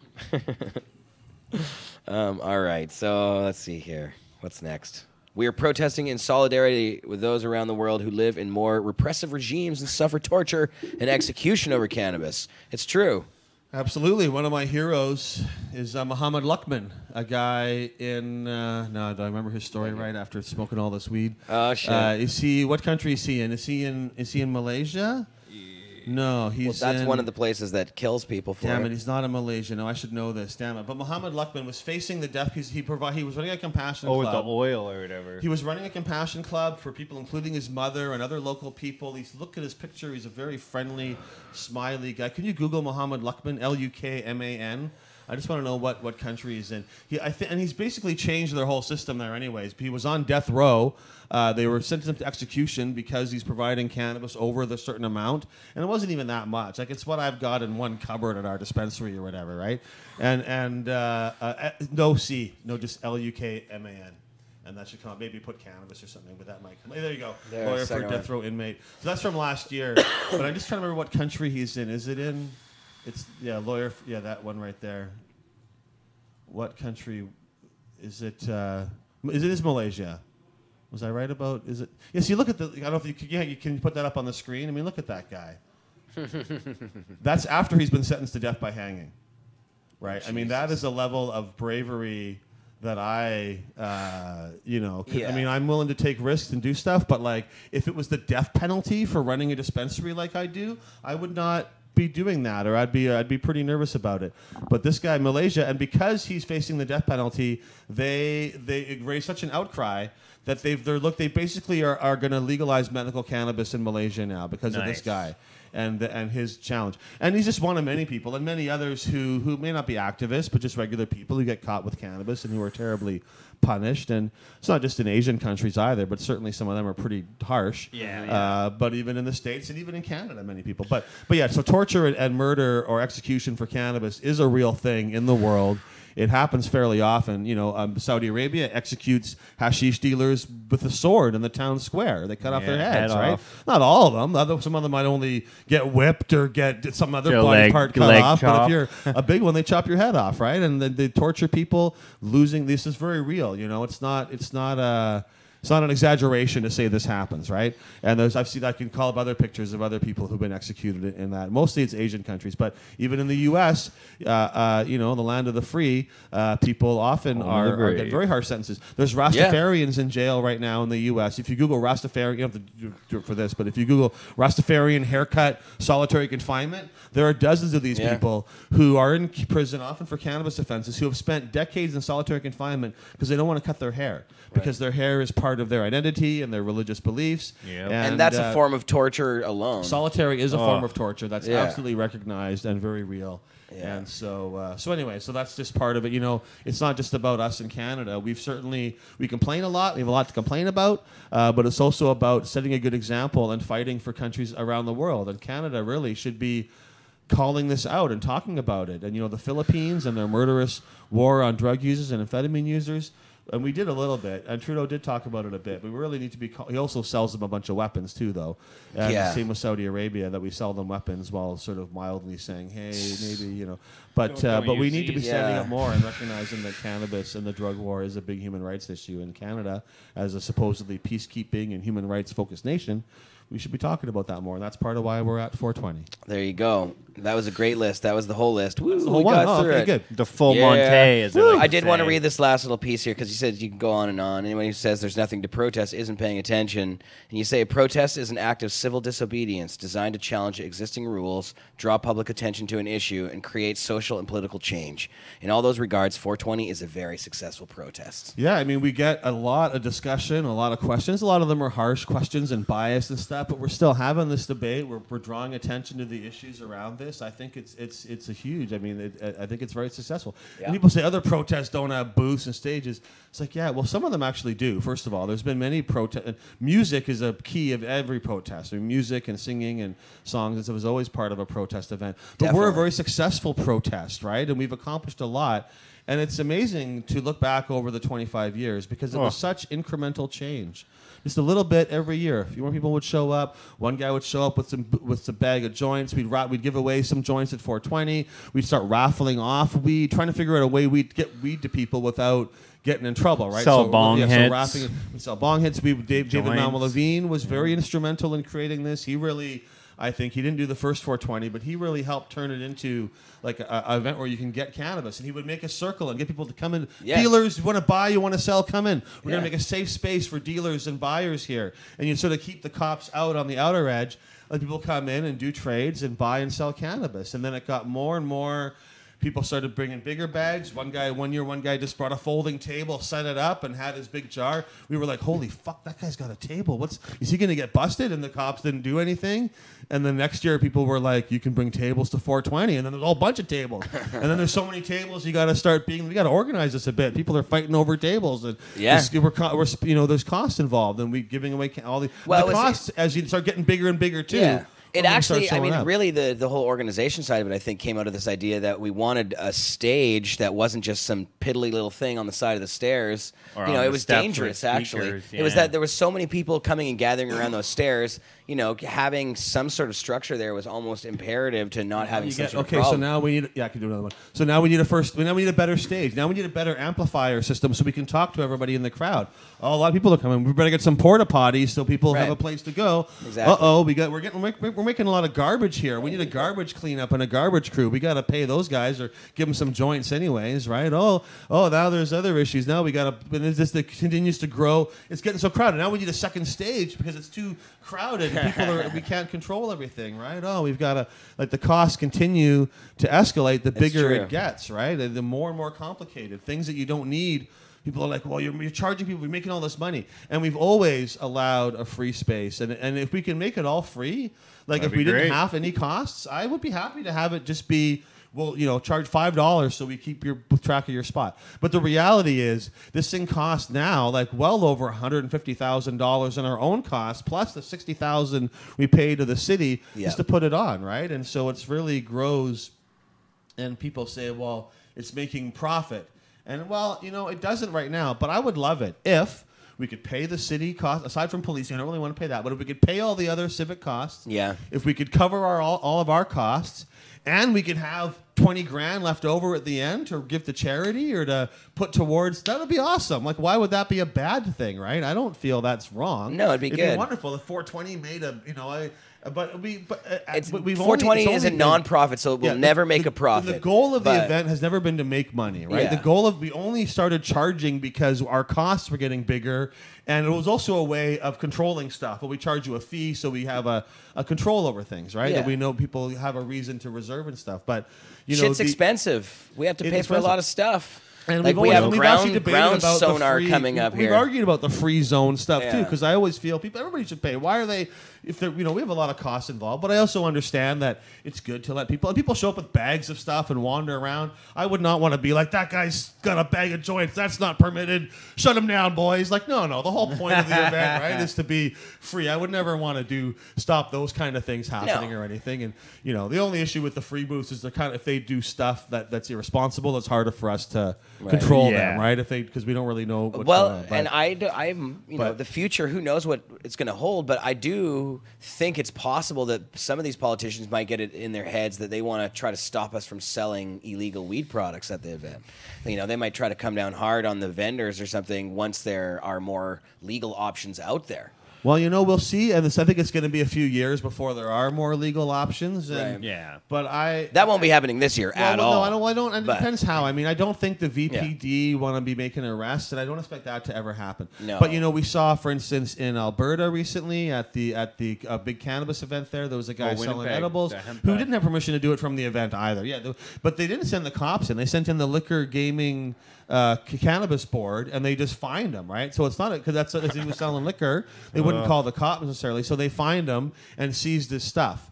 But you know, I mean, if they tried to do that at 420, it could cause a riot or cause some. There's a lot of people showing up, you know. And if they blocked off the park, if they blockaded the park, said you can't come use it, then we'd go back to the art gallery or something. If they blockaded the art gallery, we'd go to City Hall. And if they blockaded that, we'd go to the Justice Minister's office, or we'd go on the bridge or whatever, right? And so, and I don't think anybody really wants that. I don't think any politicians really want. And that's why there's conflict. Zero chance of them doing that at our event. Like we would know beforehand. No idiot would show up at that event trying to like fuck with the crowd. And it is kind of amusing it's that an army of 100,000 people down there. Big crowd. They wouldn't want to mess with that. You know, and I don't. So I don't. Maybe there'd be a ways of, you know, I'm not really sure. Like with dispensaries, there's sort of ways of going around that by targeting your landlord or getting an injunction or something. But for 420, there's so many people that show up. Yeah. And I don't really like why it's 420 is awesome. Like we should be proud of 420. It is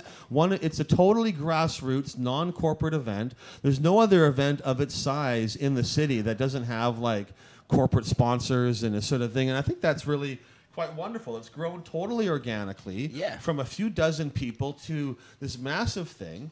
We really make an effort to like meet with everybody, run it in a responsible manner. We're not always perfect, but we learn every year. It gets better and better. And, I think we do a pretty damn good job.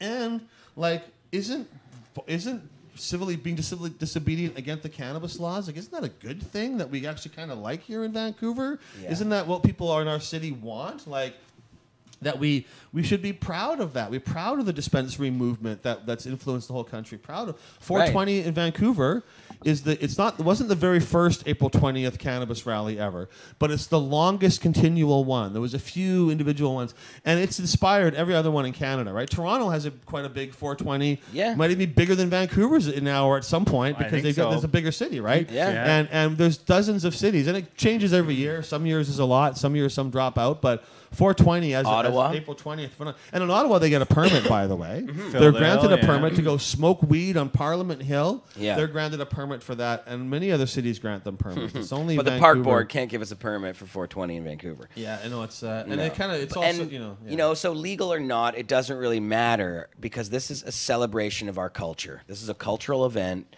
and you know even if they legalize every single thing that happens at 420 and they don't give us any hassle at all, we're still going to have it.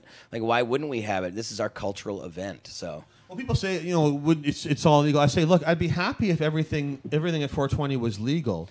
But that requires the laws changing to accommodate what we're already doing. Right. Right? I don't want to, I don't want us to have to change. There's a few little things we could change here and there, I guess. But I mean, the essence of the event is providing cannabis in a free way and giving it away and sharing it and selling the fruits of our gardens and having a farmer's market. And I think it's incredible that we've created that. It is on April 20th in Vancouver at 420. That is the freest place for cannabis users on earth. Freer than Colorado, freer than Amsterdam, freer than anywhere. There's nowhere else where people get together and sell and share cannabis in this totally other than self-regulated kind of way, right? I mean, it's and I think that's wonderful, and that's something to be proud of, that we've created this space with just incremental change, just a little bit year by year, from a couple of dozen people to more than 100,000. And so this year on a Saturday, 25th anniversary, first one post legalization.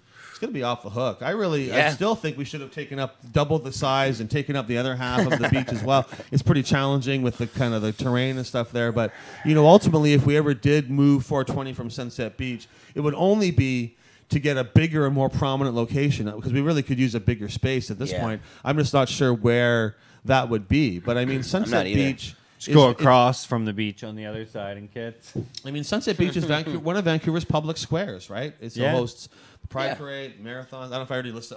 I'm having this conversation so much that I forget if I've repeated myself, because I've talked to 5 reporters in a row and I'll be saying the same things, right? No, it's true. There's a lot of events there. And if correct me if I'm wrong about this, but I seem to remember when we were going to the city, we were debating, you and I were like thinking of places we could move this thing to from the art gallery, and we're like, I think somebody at the city, like Jenny, or I don't know who it was, or no, it was somebody actually at the city, because we had our meetings with city officials before, suggested Sunset Beach. And you and I were like, Sunset Beach, yeah, that's probably the best spot for it. Well, I mean, I've been thinking Sunset Beach for a few years before we moved there too, right? Because it's just a natural spot for a lot of things. But no, the city, what they said to us was, if you want to go to Sunset Beach, it's probably a good spot. Yeah. But we don't control. That's the park board, and you're going to have to deal with all of their stuff if you go there, because that's not us.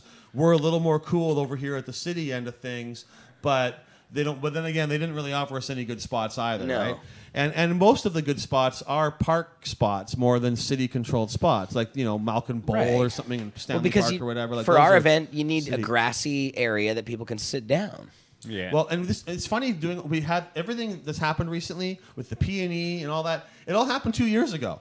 It's the exact same thing, and it's like they don't even remember what happened, right? No, I know. Short attention span. The park board passed a thing saying we don't want them in our park. Yeah. Tell the city to find them a new spot. The city said, what about the P&E? And we went over to the P&E and talked to them, and they said, maybe. Then they got a bunch of feedback from people in the area, and they said, no, we don't want you here. Here's 6 reasons why. Most of the reasons we could actually accommodate if we can't get insurance. Well, we can actually get event insurance if we're at the P&E. And we couldn't pay the bill. Well, depends. The P&E want us to use all union labor, which would be expensive. Yeah. But we'd save. The policing bill wouldn't be there. We don't pay that right now anyways. And also the porta potties wouldn't be there. They released this big document, so it would be a few days ago. There's a lot of issues. But the reality is those are more like, here's all the reasons we can think of to justify us saying no, which we already wanted to say anyways. Right. And the point, they didn't put one reason on there as to why it might be a good idea. A balanced thing would be, here's a bunch of reasons why yes, here's a bunch of reasons why no, and then we balance them. But theirs was just, here's reasons no. It was a strange thing, because just sort of the progression of how this happened with the P&E, it's kind of an interesting study in municipal politics, because the P&E actually wanted us to be there at first. They came to us and gave us their pitch as to why we should move 420 to the P&E. They said they'd open the rides up, they do give us everything, have all the restaurants open, full use of the facilities, indoor, outdoor. And so we're like, sure, that's great. The CEO had us in the office, and we're like, okay, sounds good, Mike, let's do it. But then when it was announced, just internally even to the city, like on their website, it is to the public, but there must be obviously some neighborhoods watching this, because as soon as Adrian Carr said put it on the agenda to have a look at it, they got 50 letters that night from people in the area around the P&E that didn't want it there. And it turns out the neighborhood around the P&E is very powerful and has a letter writing campaign to the city councilors. And so they put a whole bunch of screws to the politicians, and now, everybody pulled their... Sounds pretty NIMBY to me. Yeah, 50 letters is Except when we move next to a public amusement park, then you should be aware. PNE's been there a very long time. Like, it didn't set up after people were living there. No, right? I know. Nobody Like, oh, the there carnival's in was probably town. alive when it was open. Yeah. And so you should be aware of the reality. And the It's reality and is, it is a bigger issue because it's not just no the one weed would they even didn't know like. we were They there. hate everything at the PNE. Yeah. They always write stuff. They wa- hate Skrillex the I think most. part of it is actually there's developers who want to shut down the PNE and turn it into condos, which would be billions of dollars in money to be made there. Right. And I believe that because there was an effort to move it to Surrey at And one it'd be point. quiet. It And I think almost was successful. I believe that is part of there's big money. If the PNE was redeveloped into in any other kind of way or changed, that would be a huge revenue generation for these companies. And I believe big that is space. the money behind ultimately all this Driving naysaying that. at the PNE. They really want to close it all down and get rid of it so they can cash in because it would be a huge money-making thing, right? And there was talk about that. And even they're redeveloping it now and that. But There was no, talk the- they just about did get moved to Surrey. yeah, no, it was a thing. Now they're not gonna. But that was a big issue, and really they wouldn't even know we were there. Like if there would be more cars in the parking lot, but walking people wouldn't even know. Like it wouldn't. It's not like it would be less busy than the busiest days of the PNE. Right? I think 420 is pretty. I think big. they think it's going to smell. I really think that the PNE should have independent. No other days than the normal PNE day. Like they have, gay pride at the PNE and different other things. They should have 420 week, and this is the week that you can smoke weed at the PNE. You don't even sell it there, right? It's legal. Bring your own. They have the power to control their own. It's not under city bylaws, so they have the power to say you can smoke here. It's up to them to decide. It's no government. They're trying to profit from 420 right now. Well, that's actually because you saw my on tweets, there, right? Yeah, no, I didn't see your tweets. Oh no, I had a big tweet thing with them because on April 20th this year, they're promoting Stacked 420 on April 20th. Yeah. It's a concert at Pacific Coliseum. Yes. And one of the tweets they put out on it was it's going to have a smoking party for 420 coming to Pacific Coliseum. Now, if you Google Pacific Coliseum marijuana, people smoke weed there all the time. Oh yeah. I haven't been there for a while. Last it's a concert, good venue for that. I was there for Britney Spears in 2009. Of course you were. And they were smoking so much weed, they shut down the show at partway through and opened all the doors to let the air clear. I found a thing online of a guy saying that Dubs or DVBBS, he's like I don't know, it's a DJ over there. I don't know. But anyways, he got caught smoking weed at the Pacific Coliseum, and they harassed him, took his weed away, finally let him go, and he went back to the show. And Dubs is on stage smoking joints, asking the crowd for lighters, and talking about weed, right? So it's like they're promoting. And so this event. So after I tweeted about it, same thing happened at Run the Jewels at Pacific Center. We were there, Run the Jewels, smoking weed on stage, telling everybody to smoke, and then Scotty got thrown out for smoking weed. I know they do it on stage, and then you do it in the audience. They're like, you can't do exactly. that. That's exactly what happened. Too. They told us to do it. That's what we said. So when I tweeted about this, they deleted the tweet and said, "Oh, somebody sent that." It was tweeted in January, right? And then when I pointed it out like 6 weeks later, just the other day, they deleted the tweet and they're all like, "People can't smoke in the PNE, and this is our rules." And I'm like, "Well, you're false advertising, dude," because their picture for it is stacked 420 with a big cloud of smoke behind it. Yeah. And it's like have a smoking good party time on 420. And the 420 is like in neon glow. Yeah, it's like the 420 is a big part of the thing. Yeah. It's like the picture, and all their other stuff about it. And it's an all ages event too, right? It's an all ages event. So I just thought that was kind of they want to cash more in power on to the event. I'm not against the event in any way. I think the event's awesome. Sounds great. No. Yeah. My point was just that is about the Pacific Coliseum and the PNE and many other groups cashing in on cannabis culture at the same time demonizing it, not wanting us there, being hostile to us. And so I'm not. I think probably be a good show. I was saying, I was saying, tweeting, maybe I'll leave our event early and come down and give out joints at the door because you're allowed to give away small amounts of cannabis free. It's going to be a smoking 420. What if I give away 100 joints? People light going them up in. Inside, guys. Yeah, tell them light them up inside, man. At 420, it's going to be a good thing. Stacked. I thought that might be kind of fun. I probably won't do that, but I thought that would be kind of fun or whatever, right? You're allowed to give them away if you only have 30 grams on you. I could have a few friends with 30 joints, or 60 half-gram joints. Yeah. 2 or 3 of us there, we could give out a couple hundred doobies, right? Like, hell yeah. I'm not. This implies that I'm mad at the PNE or something, and I'm not really. And that would just be having fun. I wasn't really expecting to go there. I don't really want to go to the PNE. If they welcomed us, said, "Hey, we will, we'll make it a real thing." Then definitely. I like what they said the first time when they came at us. Some of the rides, and they'll do this and that. I wouldn't be against that, but now there's all these stipulations. I would really rather that was a separate event. Sell tickets to it. I'd rather we do something else at the PNE and do all that, but make it a week and do it but still have 420 at Sunset Beach, right? I don't think that to me, like, that's a great day. Let's do that. Yeah. Too. Just so people know, though, the reason that the P&E, some of the reasons were, like, literally they want us to charge money for tickets. We'd have to sell tickets, and it's because they want to put up a fence to control what happens inside. That wasn't necessary. They didn't. And no smoking.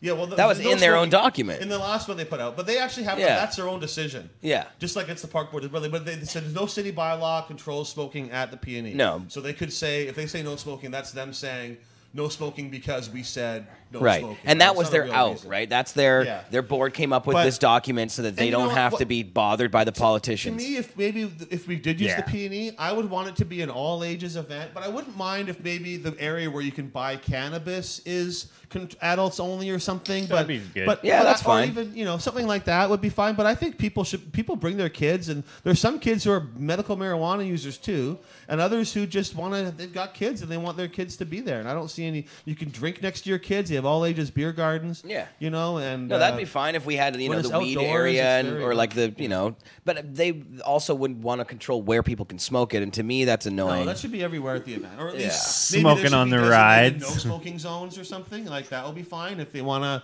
have a spot where you can't smoke just in this area over here, yes, so that will be fine, or a kids area or something where you can't smoke over there. But that should be I said I'm open to if they came to us and seriously wanted to talk about it and we're open to working together, then I'd be happy to have that conversation. Yeah, because the first time around they're like, yeah, we'll open the rides up and everybody's gonna be but the reality is it's more like we don't want you dirty hippies on the beach. Could you get them fuck out of our city? And will the P&E take you? Well, they don't want it's all none of it's in good faith. It's all hostile. It's all finding reasons not to accept us, and so but I said so that's why we still protest. That's right. That's what we were talking about. Yes. Those are the 12 reasons why we protest. Yeah. So if anybody asks, just point into this show.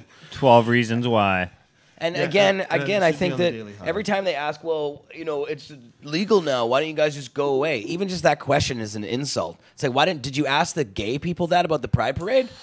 I try not to bring up. Gay marriage is legal. Go away now. No, they don't like that either. Well, I try not to have that be my go-to response. So what about the gay stuff? Like I try to. Right. I think it's a valid thing, but I still bring it up. But I try to.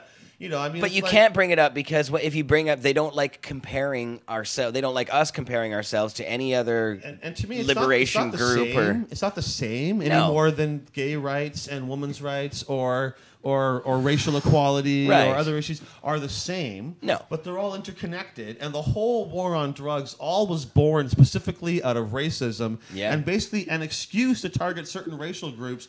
Oh, we're not targeting because of who they are. We're targeting because they have the choice they made to smoke weed. And it was a great strategy because I still get it all the time. People say, well, people who are black don't choose to be black, but you're choosing to smoke weed. And it's like, well, it's not really about me specifically, but it's about the fact that they target black people for being black, but use weed as an excuse. Yes. Right? And so it's not the same thing. Right. And certainly LGBT community, you look at any studies, they are more likely to be charged for drug stuff. They have a worse time in prison. Yeah. That's why the head of many of these groups in the U.S. have, I don't have it all in front of me, but I got quotes from many different prominent activists and heads of different organizations that have spoken against the war on drugs. And partly because it's the right thing to do, and partly because it targets their communities more strictly. So, yeah, I don't. But I think there is something to be said for the comparison based on the fact that it's a cultural thing. Yeah, well, I think there's many valid comparisons to it, and I think that the transition that the Pride Parade went through from being an angry protest to being a pretty mainstream event that London drugs it's still controversial, and there's still London some drugs haters buggy out there. rolls by. Yeah, there's still some haters out there. There's still controversial. Titty but bank. Generally speaking, that battles. There's no government oppression of the LGBT community in Canada, or at least if it is, it's not as much as it used to be. Right? It's definitely changed a lot, and with cannabis, it's changed a lot too. But there's still a lot of official persecution, and that's So I see the issues being tied in. I think we're making that same transition, and I think we're kind of in that awkward middle stage between being a total protest and being more of a mainstream kind of thing and having prominent people come. And I think over the next 5 to 10 years, I'm very confident we're going to see us being considered more of a mainstream, more sort of mainstream sponsors or non-cannabis related things being there. I think that we're going to see more politicians being less afraid to say nice things about it. I sure hope so anyways, right? Like, I hope so, you know, too. Doesn't mean it's not a protest. And you Been talk to the hoping private for a people, while. they still call their event a protest, and they still have plenty of things to protest. Right. They still, not only in Canada, but around the world. Our government doesn't openly oppress LGBTQ folks very much anymore, but there's certainly stigma. Yeah. There's certainly a lot of people, individuals and other levels of government, and things that are still there for that, and For certainly sure. around the world, you know, and so they have a lot to complain about. But Well, and they've the also stigma- maybe less than they used to as a community, which Yeah. we should celebrate. You know, to me, it's The just stigma same. alone, it takes a long time to repair the damage done by all that stuff. And ultimately, I mean, I don't want to speak for the LGBTQ folks, but I will say that Speaking for them. really, it's more about how you being able to express your sexuality. Not everyone who has sex with a same-sex person is like got a gay brain or is necessarily, and not everybody who has a heterosexual sex is like sexuality is way more fluid and dynamic, and really it should Right. be about being able to express that, not being judged for what you do and how you do stuff. And in cannabis, it's, you know, some people have a choice about their cannabis use. For some people, they don't have the choices to use it or to die or to have epileptic seizures all the time. It's not always a choice for a lot of people. There's a lot of children that need it in other ways. Yeah. And it's, you know, to me, it's more about tolerating people, like, not even tolerating, but accepting and loving people for who they are. And at the worst, tolerating sort of implies you don't like it or you're just kind of putting up with something. And you should do that if you don't like things. But really, it's about understanding that we're all kind of part of this. I don't It's know. a bullshit argument, this whole, you choose cannabis. Because I don't choose what I like. Just because I like cannabis better than alcohol or caffeine or these other things, I didn't choose that. You choose what's important to you, right? And for some people, maybe cannabis is a frivolous thing. It's not a big deal. For some people, Right. their haircut, it's not a big deal. They don't Right. care. For other people, they're willing to spend 20 years in solitary confinement For their haircut. because they don't want to cut their hair. Right. So, yeah, your haircut's just a choice for most of us, right? We don't really care about Right. it. But for some people, that is a key aspect of who they are. Yeah. And for us in this room, for whatever reason, we've all devoted huge amounts of time, money, energy, passion in our lives to cannabis and cannabis liberation. And so for whatever reason, that's very important to us, and it's important to me. I'm willing, you know, we're making a big sacrifices for this kind of thing. It's important to me as that guy's haircut. Probably his haircut's more important because I'm not sure I'd do 20 years in Right. solitary for this, right? But I mean, it's something that's in people. For other people, drinking a bit of wine and eating a rice cracker at an appropriate time is really important to them because that's their religious ceremony and their belief. And if you forbid them from doing that, that's like taking away their ability to practice their religion, right? And so Yeah. these things are all very arbitrary. Ultimately, the little things that people decide are important to them. And cannabis to me is more real than that rice wafer and that sip of wine because it's an actual physical thing. It's a healing plant and that has amazing benefits, right? But And you not know, these cannibalistic. things It are- helps me. So whether it's a choice or whether it's not a choice or whatever, those things aren't really so important, right? Right. It's about being able to express. And often the people who say, "Oh, it's just a choice. Why don't you just choose alcohol instead or whatever?" Right? And like that's just a shitty attitude. It is, and it's not thinking properly. Alcohol's not really good for you, so. But we're winning anyways, you know? I mean, we're winning this cannabis battle, but we're not done yet. But we certainly are making a lot of progress. And I don't really think that the Yes. whole liberation of cannabis will really be complete until we've liberated all the other medicine plants as well.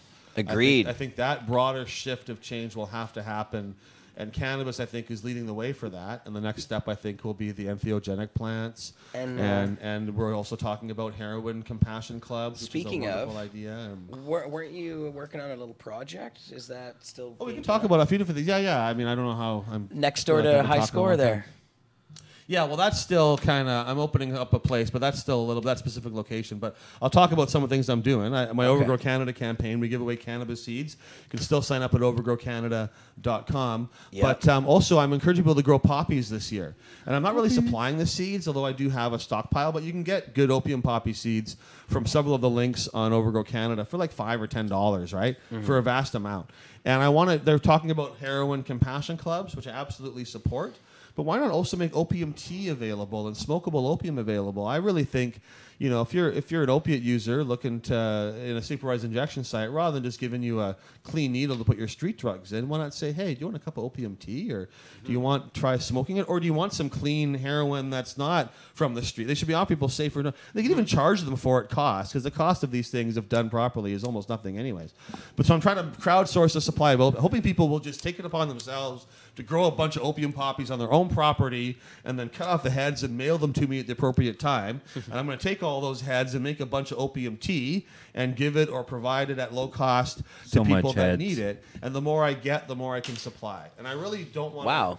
And I really, it may only be a few people because I want to try to have a year's supply per person, right? I don't want to give them a month and then cut them off, right? So I'm hoping I can, so I got to sort of figure out. And I've Once you get them, I've talked to people who've told me that they're heroin injectors, and when they lived in countries that they had access to opium tea, they stopped injecting and started drinking opium tea, and it was fine. And when they were not able to get that, they switched back to injecting. They get what they need. I don't think everybody necessarily is going to switch, but I'm curious to find out. And I believe it'll be a lot because it happened the other way.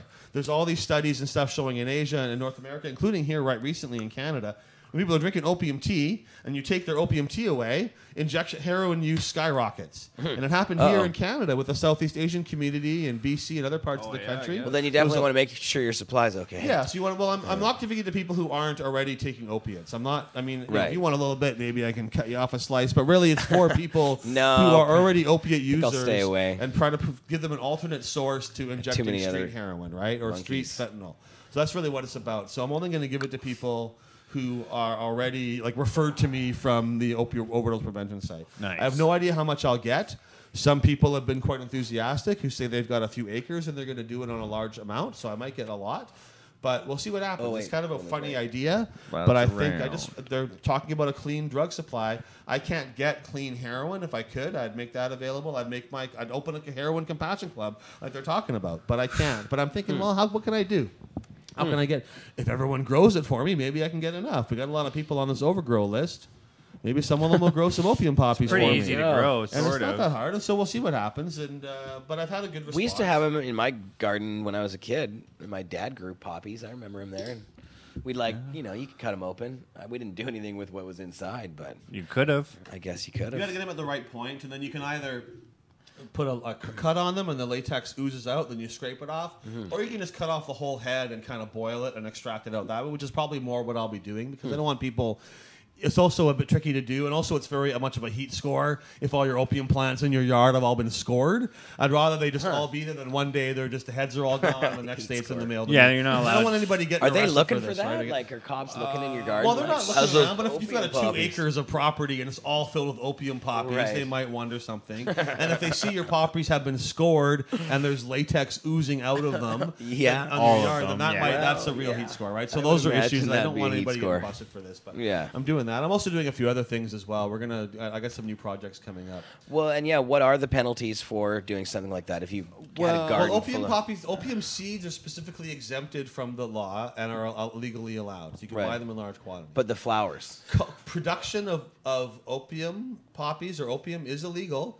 But they're also grown all across the country everywhere. Well, no, you can grow them, but you can't grow them for opium. If they're just growing for flowers, that's okay. But as soon as you think about doing anything else, that's when the illegalness happens. Yes and no. Under the way the law is written, it just says production is illegal. And I think that growing them, but the reality is it's also, you can't tell by looking at it between an opium poppy and a California poppy and some of the other varieties. And so it's very difficult. And they don't really care because no one's really doing it in a big way. And if you're growing a couple in your front yard, some areas some cop might want to get you, but they certainly do have charged people for it. And like so that dude in Calgary or whatever. That was years ago now. There was a big bunch that happened kind of in a row. It seemed like for about 2 or 3 years. They were going after places. They busted a huge one in Delta. Oh yeah. I don't know if it was huge. They make it sound like it's really big. I don't know how much you need to make a lot, right? And they've got people coming back over the border with Dota, which is basically what the word in the Southeast Asian community for dried poppies. And you can buy them. You just grind them up. You make a tea. It's not very strong. It's probably pretty habit-forming, but it's not nearly as habit-forming as injecting heroin can be, or as bad for your health. Probably not. And people who use it are typically people in heavy jobs who use their bodies a lot and who have pain and aches from being in construction or other demanding labor that can cause you a lot of physical pain. A lot cheaper than getting it from the doctor. Yeah, certainly it is. And it's part of a cultural community thing. And so if you look at the articles, I've linked to a bunch of this stuff, but if you look at the articles, you see big bust of all these opium things, and then 5 years later, there's stories about this big spike in heroin in these communities, and they interview a guy, and he's like, I used to drink the tea, and I guess I got hooked on it because when I couldn't get it anymore, I ended up going to the street, and now I inject heroin, and I would rather, you know, like, it's like, well, this was not an improvement, right? Like, Dota tea is not always great for your liver, neither is alcohol. It can be habit forming, but it's not really that much of a big deal, and it's not the same kind of an addiction. But you know, people will turn to that or turn to harder stuff. And if you're drinking opium tea every day, you can be a good father, or a good family member, an employed person who just likes drinking some tea in the evening to relieve their pain. Yep. And maybe you'll have withdrawal symptoms if you stop drinking it, but like that's not that terrible. Like the tea is helpful too, right? To punish these or people. probably less withdrawal symptoms than maybe injecting. Yeah, it just makes everything worse. Yeah, absolutely, yeah. And like having, you know, people get withdrawal symptoms from all kinds of stuff, right? And it's not the worst. It's not something that we have to use criminal prohibition and stop them on and all this kind of stuff, right? So yeah, that's happened, and I would just like to help turn the clock back on. That's pretty cool. Yeah. I mentioned hopefully it high works out. score. I got a few other things. I don't want to talk about them all right now necessarily, but I am No. hoping to open a new place. I've been working on some other things. I'm trying to get a drug testing machine, actually, a drug checking machine. Oh. Nice. That's some trouble. These things are not cheap, but we've been saving up for several months since last year, and we've got one coming. That's pretty and cool. I want to offer drug testing services, so you can bring in your pills or whatever, and we'll take a look at it for you and tell you what's in it. Nice. The That's city pretty cool. or the province has started doing this. They offer it at Insight and a few other spots, but they only offer it at the injection sites, which is fine for injection drug users, but like a non-injection drug user is not going to go down to Insight to get their ecstasy tested. It's just not going to happen, right? Yeah. And so I want to offer it in a way that's more accessible to more people, and people get their opiates tested, but I think predominantly it's going to be other party drugs people will tend to bring in more. So I haven't really announced this publicly yet, and I'm still kind of working on it, but I'm hoping this, well, I guess I have now. I'm hoping this machine arrives soon and we can start doing this. You'll hear about it because it'll be a big story. And I just think the more information people have, the better, right? So. Very cool. But I feel like I've been talking a lot, and it's almost No, it's good. 2 hours. Sorry, so. Stone. Good talking. And I was putting the Tetris together here. Yeah. Oh, there you go. No. No, see, this is like the real game. The other one. I know. Don't cut your dreads, Dana. Who's the Cannabis Culture Post? I don't know if I should. That's not us here, is it? Right? That's Don't cut your dreads.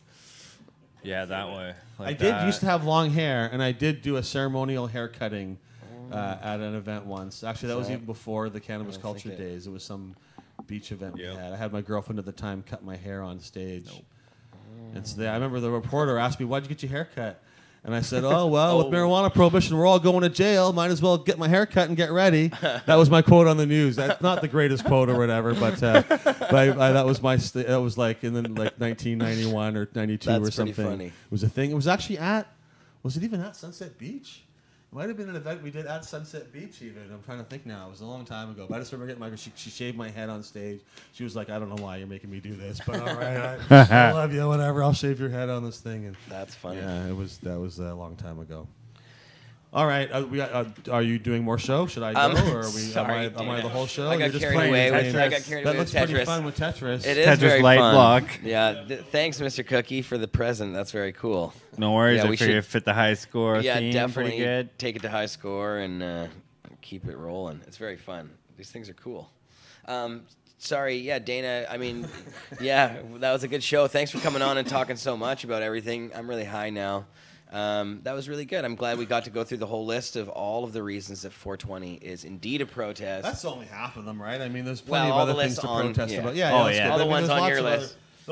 Those are all pretty significant ones, though. I think. And that article will be published, or should be already, on Daily Hive. I'm trying to be a one man. You know, they say 420 makes all this money. If I said if we made all this money, I'd have a better PR department, right? I mean, Nah, you're yeah. somebody doing all this. You're really stuff, taking like, care of business, but it's you, a and lot you of do a great talking. job, though. I love it, Dana. I think you do a fantastic job. So At that, good at on that you. one on Global News, I was actually that's in a cemetery. I was there with my dad and my uncle visiting no. their parents' grave. Oh, Which Jesus. this little thing. This is a nice little visit or whatever. Not a big, whatever. But like, they're like, when they seem like, well, can you come? They're like, well, are you at a funeral? I'm like, no, it's not a funeral. It's all right. But they interview me in the. I wish like it's funny. I don't like doing the media stuff. Like it's hard, man. Like you got to look good at any moment. You got to Right. speak fairly coherently. They ask you a Yeah. lot of questions and stuff. She didn't play them all, but she was quite like ask They if can someone drill how you much pretty they- hard. Yeah, that's hard stuff sometimes. Yeah, and you gotta have a good answer. And You they gotta don't be always quick pick on your the most feet. Flattering.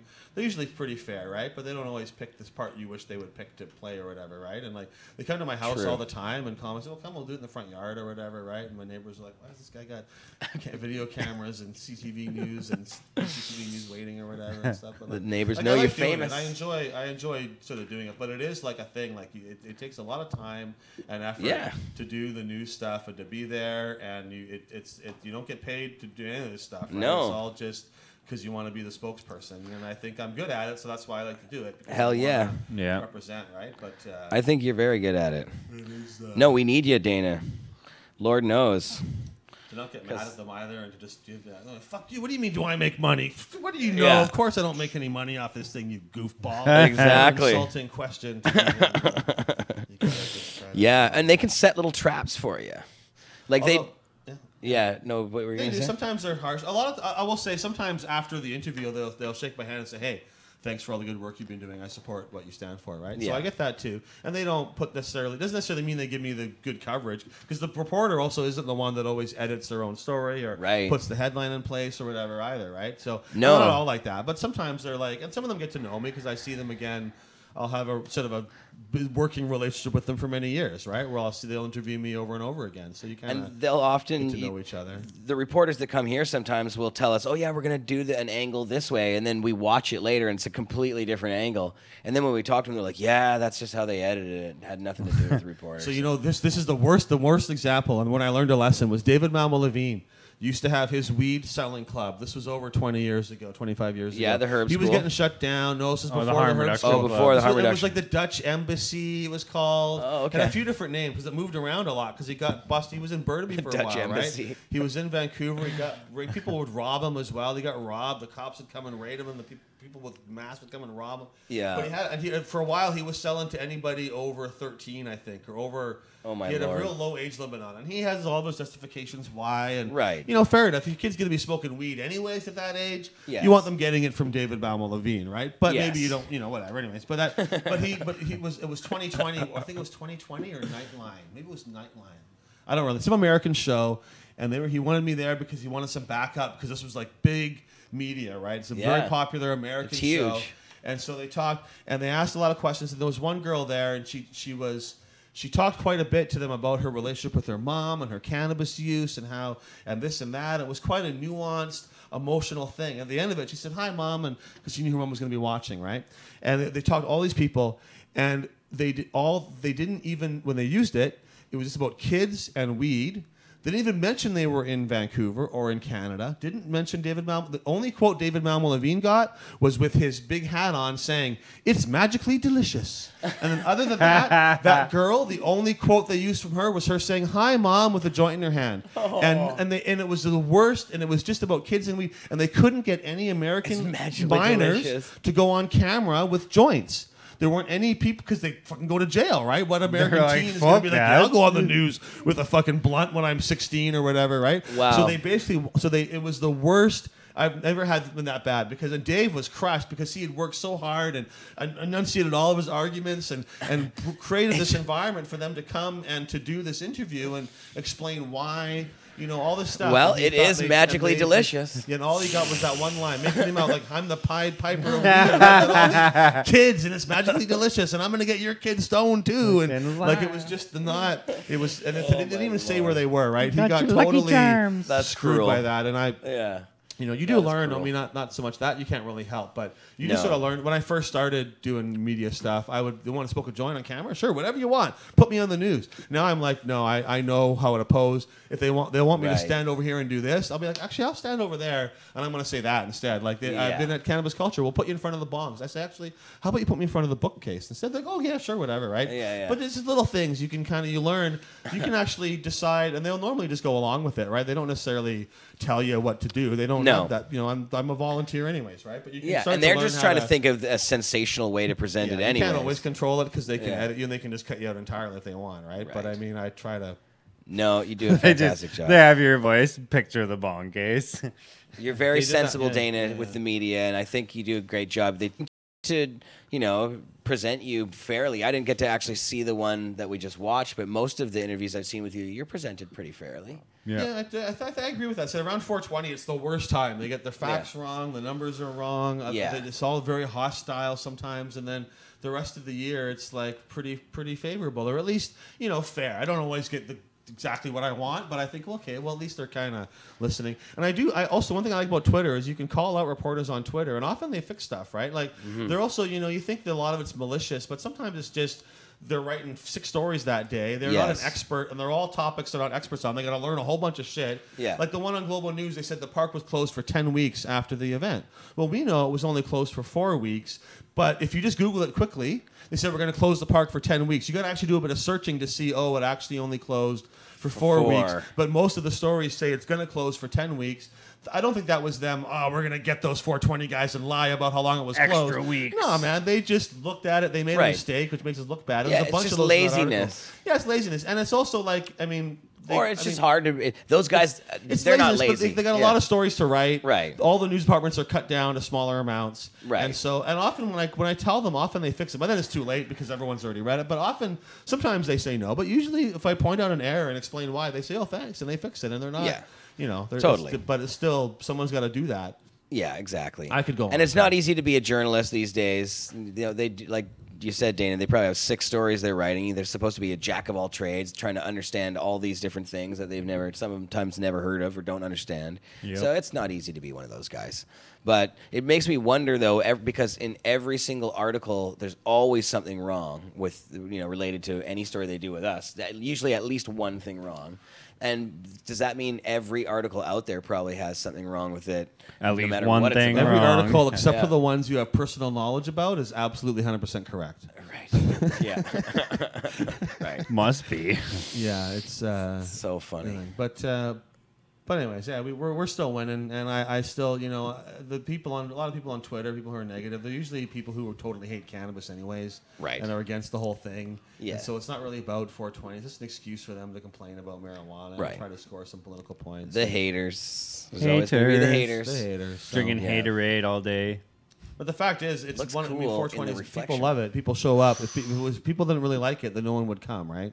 It's true. If we put on the event and no one showed up, then that would be okay. Maybe people don't like this event, right? No one's here. A lot of people show up, though. A lot of people show up. And that's what I say, when I'm talking to these politicians and stuff, they don't seem to understand. Like at the park board when we were there, they're like, well, there's a silent majority that doesn't like this event. It's like 3 people or something. We have 100,000 people show up to that thing. You think there's more people that don't like it that are sitting around in their neighborhood? We've seen the counter protests because there's been a few, not too many, but there's like 3 people show up with signs or gas masks at the one time with the art gallery. Those kids. If people want to counter protest, that's fine with Karen or what's her name's buddies. Yeah, if 100,000 people show up to surround our event and say we don't like it or something, well, that would be pretty impressive. Like a lynching or something, yeah. No, it's not. It's they actually solicit complaints, right? We pay for it, right? I mean, they put out. They say 420 gets more calls to 311 than any other event. But it's because I saw that in the engineering cost they're trying to charge us with the 311 fee. We paid for that. Oh, Lord. We paid for that. Yeah, all the calls. But we also pay for the flyer, which the park board writes part of their $10,000 emergency plan, which they didn't have for the first 2 years. And we said, we're going to pay the bill. Oh, well, we're going to add this $10,000 part to it then if you said you're going to pay for it. We forgot that. But their emergency plan, it involves them sending people around to every apartment and building in the area and putting a notice on every door saying 420 is coming. It's going to be terrible. These guys suck. Call 311 and complain. And then people call, they go, look how many calls we got. And so we pay for them to tell people to call us, and then we pay for the phone calls they receive. But what is the actual language? Because they don't say call and complain. What are they? What's the roundabout way? If you have any concerns. It says if you have, it has the 311 number on there, and it says to call the city. I don't know the exact. If you don't like their stench. The way it's written for everything else is, if you have any concerns, call. They don't. They don't for the fireworks. They don't give out a thing to everyone in the area saying there's going to be fireworks coming up. No. Beware of your pets. There's going to be toxic things on the ground. If you've got asthma, get out of town and call 311. They don't do that for other events, right? Ours is the only, and it was only last year for the first time they did that. But it generates a lot of And just a lot of, I wish we had a cheap line on gas masks, about then we can just not give doing everyone that. who Like, I'd like complained to. I would like to suggest. Sorry, Cookie. What were you saying? Oh, I wish we had a cheap line on gas masks, and then we could just give them to everyone that complains. There you Here, go. here you go. You're We good just for the hand out day. gas The masks. You're staff- safe now. To the whole neighborhood. The park board staff get put in a very awkward position, and so do the city staff, because the staff, they want us to give us a permit. They want to treat us like other events. We work with them pretty well, right? We try to work together. We have debates and conflicts, Yeah. but it's all cool. No, it's mostly all good. But with and those then even guys. with the city staff, find them a new place, and they're like, "You want us to do what? Okay, like we're gonna find a new place." They go to us. What about the Caballero site? We're like, "No, that site sucks, man." They're like, Yeah. "Okay." We tried to find them a new place. Yeah. Like, what are they supposed to do, right? They stop And them now- from selling weed there. They tell their staff, stop them selling weed there, staff. And they're like, staff are like, what? They're down there. What's not even our, like, what? The police don't want to stop, but Did the staff motion have been pass? ordered to find ways to stop us selling weed there. And they know that's an impossible request, right? It's a dumb thing to ask. Did this latest city motion pass? Sarah Kirby Young's one? Passed unanimously. It did. To Well, find good.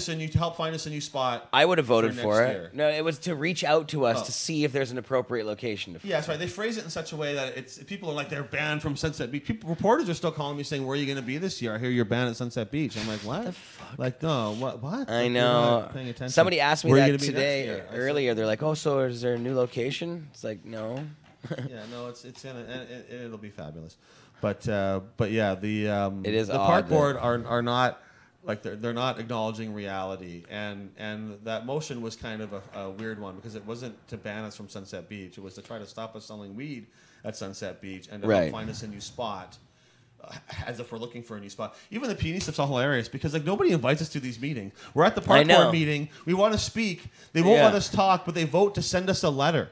Yeah. And like, we're right here, dudes. You wanting to send us a letter? I know. When we get the letter Hello, from the we're guy, the letter's here. like, as you may know, the park board voted to do this. I'm sending Yeah. the letter. I'm like, we were there. Like, what? The city council has meetings on 420. They don't invite us. Don't ask us to speak. PNE has meetings on relocating 420 to the PNE, which we're not even asking for. No. And they don't invite us to come. No. And so it's clearly like none of this is really in good faith, or they would have us there, or they would Right. make a dialogue No. or something, but it's not. No, they don't really. I think it's just, again, it's it's the politics of the situation. You get a couple commissioners. Political points. Yeah, yeah. They're trying to score That's political all points. it's about. They're trying to Or- score points for being, we're standing up to this thing and get the anti-420. But it only takes one of them to do it. Like, you get Sarah Kirby Young being like, first of all, you get a person on the park board, and Sarah's from the park board, so she's doing a solid for her friend who's an NPA member, Tricia Barker. And Trisha. The NPA is pushing all this stuff. Right, it's the NPA, and they're just trying to use it to score some points with the media and stuff. But really, even for them, for Sarah, I don't think she really gives a shit. She doesn't care if we're at Sunset Beach or whatever else. She knows there's nowhere else to put it. I've talked to Sarah so many times about this issue, over and over again, and she knows damn well there's nowhere else to go. And so, it's about trying an appearance. It's Yes. about appearances and about creating the perception of something, and it's just about using the. I guess there's an anti-cannabis vote out there or whatever, and probably some people in the Right. area don't like it, but I think those are the people who don't like. Like I used to live in the West End, and one of those things right on Beach Avenue. The thing I hated the most was the sun run, because you can't get out of your building. good. They block off the whole road all day long, and you can't even get your car out to go and do stuff. Right? I mean, Right. that was to me. I wasn't there when 420 was happening, but that was the most aggravating event. And I'm sure people get frustrated with Pride because it blocks off a lot of the downtown core and makes it hard to get around. But Yeah. that's just a part of living in a city. Is sometimes. Just because you live next to something doesn't mean you own it, right? People live next Exactly. to Playland, do not own Playland. It's because you're wealthy enough to live in a nice apartment right on the beach with an amazing view, and that beach does not mean that no one else can come and use that park. In fact, that's part of the reality, is that people are going to come and use that space, and really, it's true. That's part of it. That's why we have parks. It's hilarious to me that every time that we want to go out and use our actual civil services or our parks or whatever, they get upset. It's like, oh, there's all these people using the park. It's like, Yeah, well, what the fuck is it for? That's what they have it for. The 420 puts more people on that beach than pretty much any other time of the year, right? Yeah. And as I mentioned before, it's not even a very busy park, right? Like people aren't even really there most of the time. Yeah, exactly. And they get lucky the rest of the year. They should be happy, not complaining because we want to use it one fucking day of the stay year. open and sell lots of stuff, but they force the concession stand to close, and then they charge us for the lost revenue from the concession stand. Like, let us run the concession stand. Like, we rent it from you or whatever. We pay for that building or whatever. Do something. No, I want the lady that works there. Well, if they work it themselves, yeah. She's awesome. It'd be great. I talk to her every year. She'd love to work it. Great. Yeah. She'd be like, yeah. They'd make a killing. I'm like, you could pay for your kids' college just the one day if you're really the only food down there. There you go. I don't know. Do they actually own it, or do they just get paid a salary? Or do they actually get a commission off of sales? I'm not sure. Because if they get a commission off of sales, then that's brutal. They're losing out on a huge revenue-making opportunity. Yeah. If they actually only charge us like $200 or something. I mean, they shouldn't charge us, but they charge us like $200 for lost revenue from the concession stand. So I don't feel like it normally. Most days it doesn't. Yeah, but most days it's obviously not that busy, right? They charge us, I guess, an average day or something. I don't know how they calculate it. I'm sure they find the way to make it the biggest number. I like what Tish Mack is saying. This ain't your fucking park. The dinosaurs were here first. That's true. Mm-hmm. And they could come back and smoke weed. There's a guy in a dinosaur suit that shows up. That thing's pretty awesome. The T-Rex. TW. So it should be a fun year. 420 is going to be, as Dana said, off the hizzy. And I think there should be lots of I think that there should be more cannabis events. Maybe we should do something like a 710 or whatever in July or whatever. Yeah. You know, like there's 10-17. What happened to Cannabis Day? July 1st. And it's actually funny that Cannabis Day gets no controversy and no attention. It's all good. And there's no That's problems. why I the know park it's board all never brings it up. They're too busy for Canada Day to worry about Cannabis Day. It's all because 420 is so successful, it gets so much media already that it creates all this controversy. But well, and they don't have an event to do. Yeah, they're doing Canada Day. They're all worried about, but they're not worried about Cannabis Day. No, the cops don't even show up. They're barely there. Jenny calls me, or the city person who we talk to calls like once, and she's like, "Is everything going to be okay for Cannabis Day?" It's like, "Yep, okay, there you go, done." It's like, yeah, but I guess there's a lot less people that show up for it. It's in a different park. Yeah, it's a different park, still in a park, and there's still probably, I mean, how many booths were there? Like more than 20, maybe 30 or something? It's still pretty Even crowded. more than that, maybe 50. Yeah, so that's like a 30 or that's like. I think 5,000 people showed up. Yeah, so it's like around 10% or so of the real 420 and stuff. But yeah, well, yeah, maybe. I don't know. Real 420. Marijuana March. That's the GM, man. Oh, yeah, no one even comes out for that, the bastards. The cops don't seem to give a shit about that one either. They help us all day. They shut down traffic for us. March Run probably costs more. I don't know what it costs, but I mean, it's some policing costs. They don't bill anyone for that, do they? No, nobody gets billed for Nobody gets billed, and we shut the street down. Don't get me wrong, we don't sell anything or whatever, so there's that. But sort of, but not really. We don't charge. And hey, if we're all profiteers, we don't charge anything for booths at Cannabis Day. I don't think we charge. We charge a bit. We do a bit of promotion. People can pay to have a banner put up or something, so we can help pay for the staging. But the very fact that we don't, and we could, I mean, if we wanted to, we could probably make. I but think there's next no year real we cost. should. Well, as the costs of the event go, I was going to say there's no real costs to the event that much, so that's why we don't charge, because it's not about. We're not trying to profiteer and we're going to make all this money. It's about now the cost. There's is going still up. costs to the event. Yeah, that one, and so we've still been have paying a for it with stage and sponsors everything. and the stage, and, Yeah. and we give away some cannabis. I guess that's mostly donated, but yeah, there's the staging and the amplification and stuff. Yeah, that does. But the anyways, staging the point costs is money. that we generate revenue to pay the bills. Yeah. Yes, we do a little bit. 20, the same thing. All the revenue we generate is to pay the bills, and so far every year, 420. At the end of it, has needed some extra money to get over the final hurdle, right? And yes, that's just the way it is. So, okay, guys, I'm done. It's 6:20. That was fun. Thanks, Dana. That was awesome. We got it all out of you today. Oh, look, we can even put that one higher. That's very cool. Having fun with the Tetris over here. Trying to get the Tetris. Tetris. 15 minutes and just do a quick thing on 420 and take off. Yeah. 2 hours, 17 minutes later. Well, it was a good show. I think we needed to do this show to get out of the way. Now we can point people to this show and be like, there it all is. Yeah, I'm going to try to write more articles and more stuff and just try to get those look forward to out there more. Yes. Follow me on Twitter. I tweet all the time. If you're on Twitter, at Dana Larson. At Dana Larson. Yep. And, tweet it up. I don't know, whatever, but that's the way to get all my stuff. And tweet at these journalists who are saying bullshit. point out but don't call them names and shit. Don't though, make like, yes. But like, you know, politely just call let them listen. out Yeah, for their 'cause bullshit. They do respond, and most of the media's, even the ones that are asking harsh questions or asking not so much harsh questions. I don't mind that. I just don't like when their facts are all wrong, and I got to correct the whole premise of the question as opposed to like just giving an answer to. But there's always this very adversarial tone when it comes to 420. Like you say, it's this weird combative thing, like as if we have to answer for the crimes that we've committed at 420 or something. I don't know why it's so different than the rest of the year, but. Again, I think probably just because there's more journalists involved. I think we should be one of the civic events and be treated like that. Although I think the whole system of picking certain events that get subsidies, I don't think that's the right way to do it. Like I said, I think the policing costs should be covered.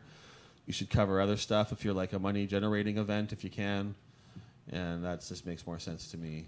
Yes, agreed. That's a simple way of doing it. Yeah. Okay. Well, and Dana, good on you for all the articles and everything that you've been working on. It's truly awesome. And really, those articles about the policing costs, man, those are important articles. I think that stuff is like hugely underreported. It's actually gotten discussed at City Hall, and Melissa Genova and others brought up their proposal is not a workable solution. They proposed to give between $1,000 and $5,000 off your policing bill for events. Which is if you're a small little event and your policing bill is only going to be quote unquote going to be $10,000 or whatever, then $5,000 off really helps. Mm-hmm. But for us or for Pride or other events, $5,000 off your policing bill is nothing. The policing bill is over $100,000. Right. So it doesn't make any sense. So that was what they were offering. Melissa Genova also suggested trying to set up some kind of private fund where people could donate and then that money could go towards the policing bill. But that doesn't solve the underlying problem. It's just funneling more money to the police from other sources and it doesn't really solve the problem of how the policing bills more are too funding high. For cops. And isn't she married to a police officer? Melissa DeGenova is. So is Sarah Kirby Young. They're both married to police officers, so they have to leave the room when city council debates like specific police budgets or certain things. They cannot participate in that because they have a conflict of interest, and so they have to skedaddle. And there's some areas. I mean, that's fair enough. Yeah, so there's some things that you could kind of argue maybe 420 is that a policing thing or not. But yeah, but as far as I know, they're both married to police officers and they aren't able to participate or vote on certain issues because of that. There you go. Well, let's get more issues I'm based not really on those. Anti-VPD, but I do think it's a trend in Vancouver and many cities across the country that policing bills, not just for events, but just in general, police budgets are being a real problem. Yeah. And going up. And under Harper, and those Rob Nicholson, they had a national convention to talk, a big national thing to talk about policing bills and how out of control they were. And that's the conservative police-loving group. Right. And they were having this big problem. And then when the Liberals came in, all this discussion has kind of stopped. And now we're all given and you think, well, legal marijuana would be a good time maybe to look at police budgets, maybe cut things back a little bit without weed to enforce. But instead, they're all getting more money. They're getting shoveled all this extra cash, which is really just a way of buying their support for legalization. For right? sure. Okay, look, you cops, stop complaining. We're going to give you an extra $10 million for this thing. Stop whining about weed, right? And it's just buying everyone's support. But, and it's the big payoff they promised them. They're like, oh, if you follow along with this, everybody's going to pay off. Yeah, and anyway, I'll be talking for another hour. But the real solution there is to have less cops, more social workers, more healthcare workers, because we're getting cops, and we need cops. I support, but don't want to eliminate all of them, but we could probably do without a lot of them. Well, but if you think unions are strong and you think some of these other private centers of power are strong, that police group is very strong. It is, and it's one you need the support of when you're in power, and that's why they constantly get more money. And so I'm not, I just think we should have less police. Police should be well paid, well trained, and maybe less of them, and more trained in how to not shoot people than trained in how to shoot people. Yeah.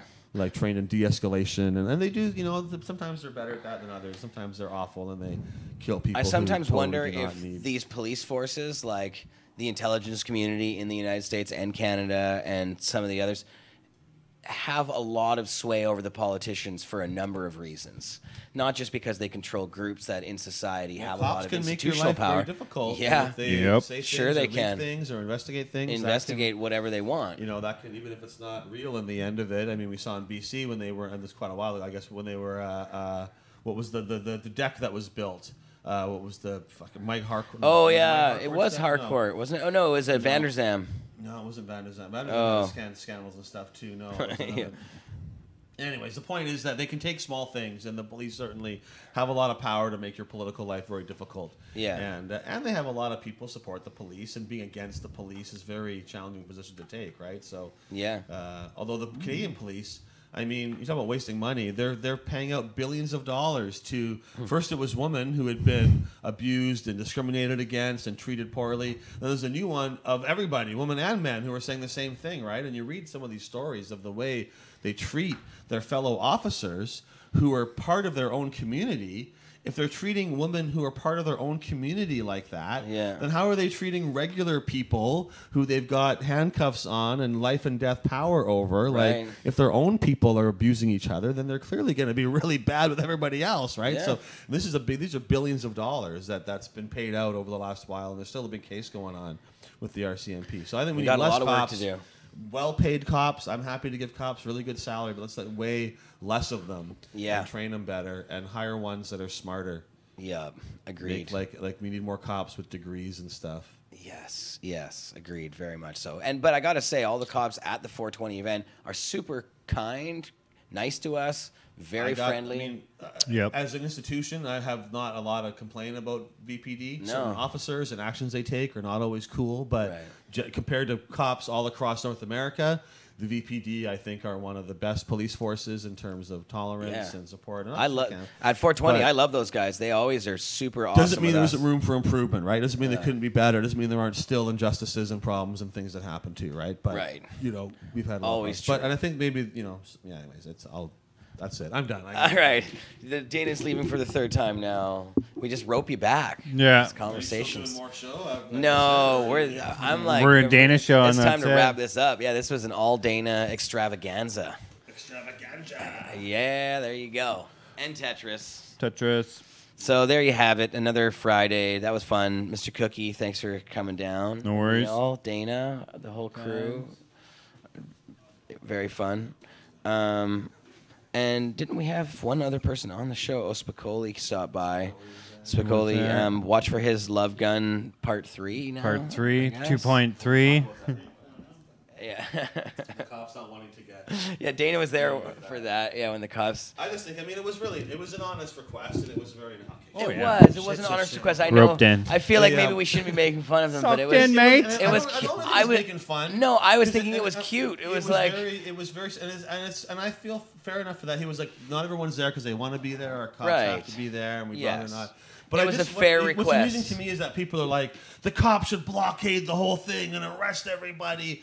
And the cops' actual concern with us is, can you not blast us with pot smoke all day long? Right. Like, that's they're not threatening us and being like, we're gonna come after you guys and that. It's all very friendly and supportive and like on both sides, right? And so it just that to me is more what I find amusing, the discrepancy between the public perception that the cops are about to crack everybody's heads and it's all a big fight.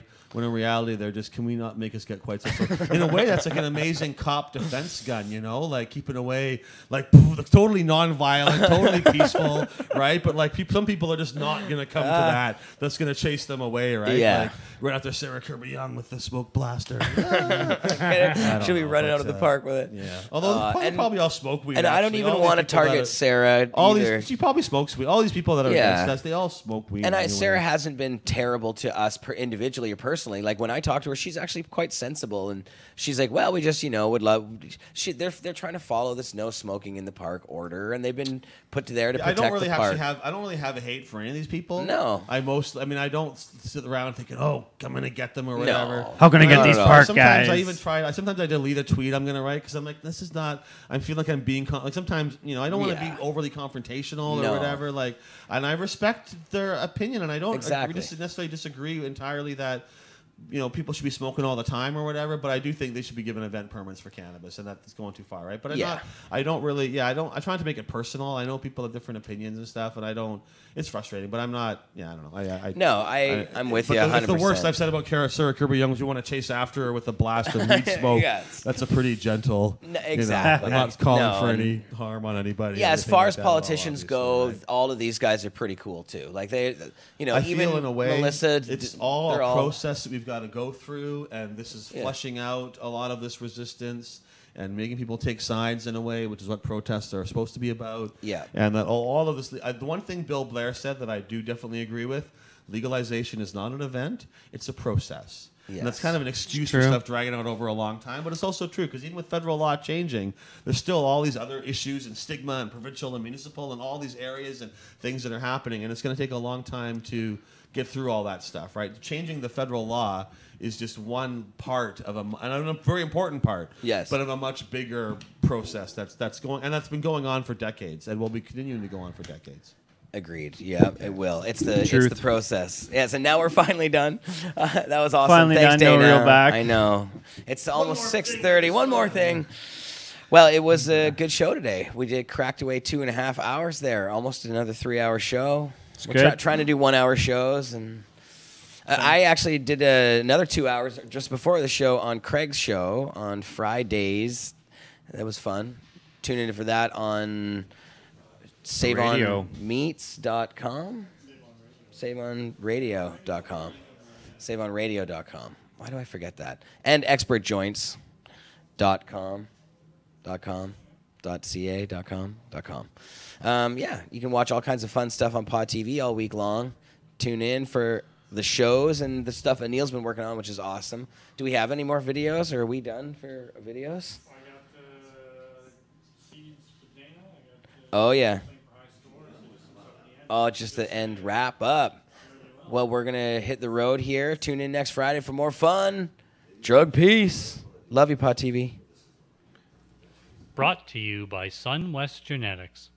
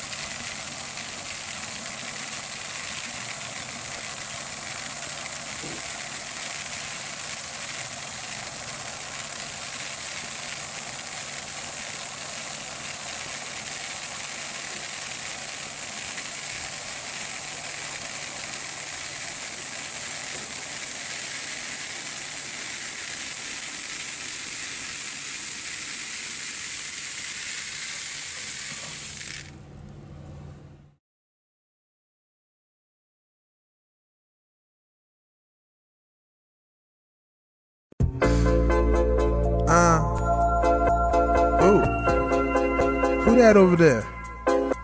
Looking all fly like that. She is star. Fine. You can see it from afar. She a star. She ain't posted by the bar.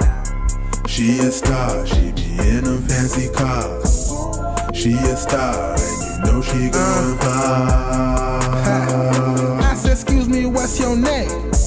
Oh, it's Mary Jane. Love that joint that's on your frame. White everything. Crystals, diamonds, you ain't playing. No, this ain't a game. You the opposite of plain. Girl, you glistening.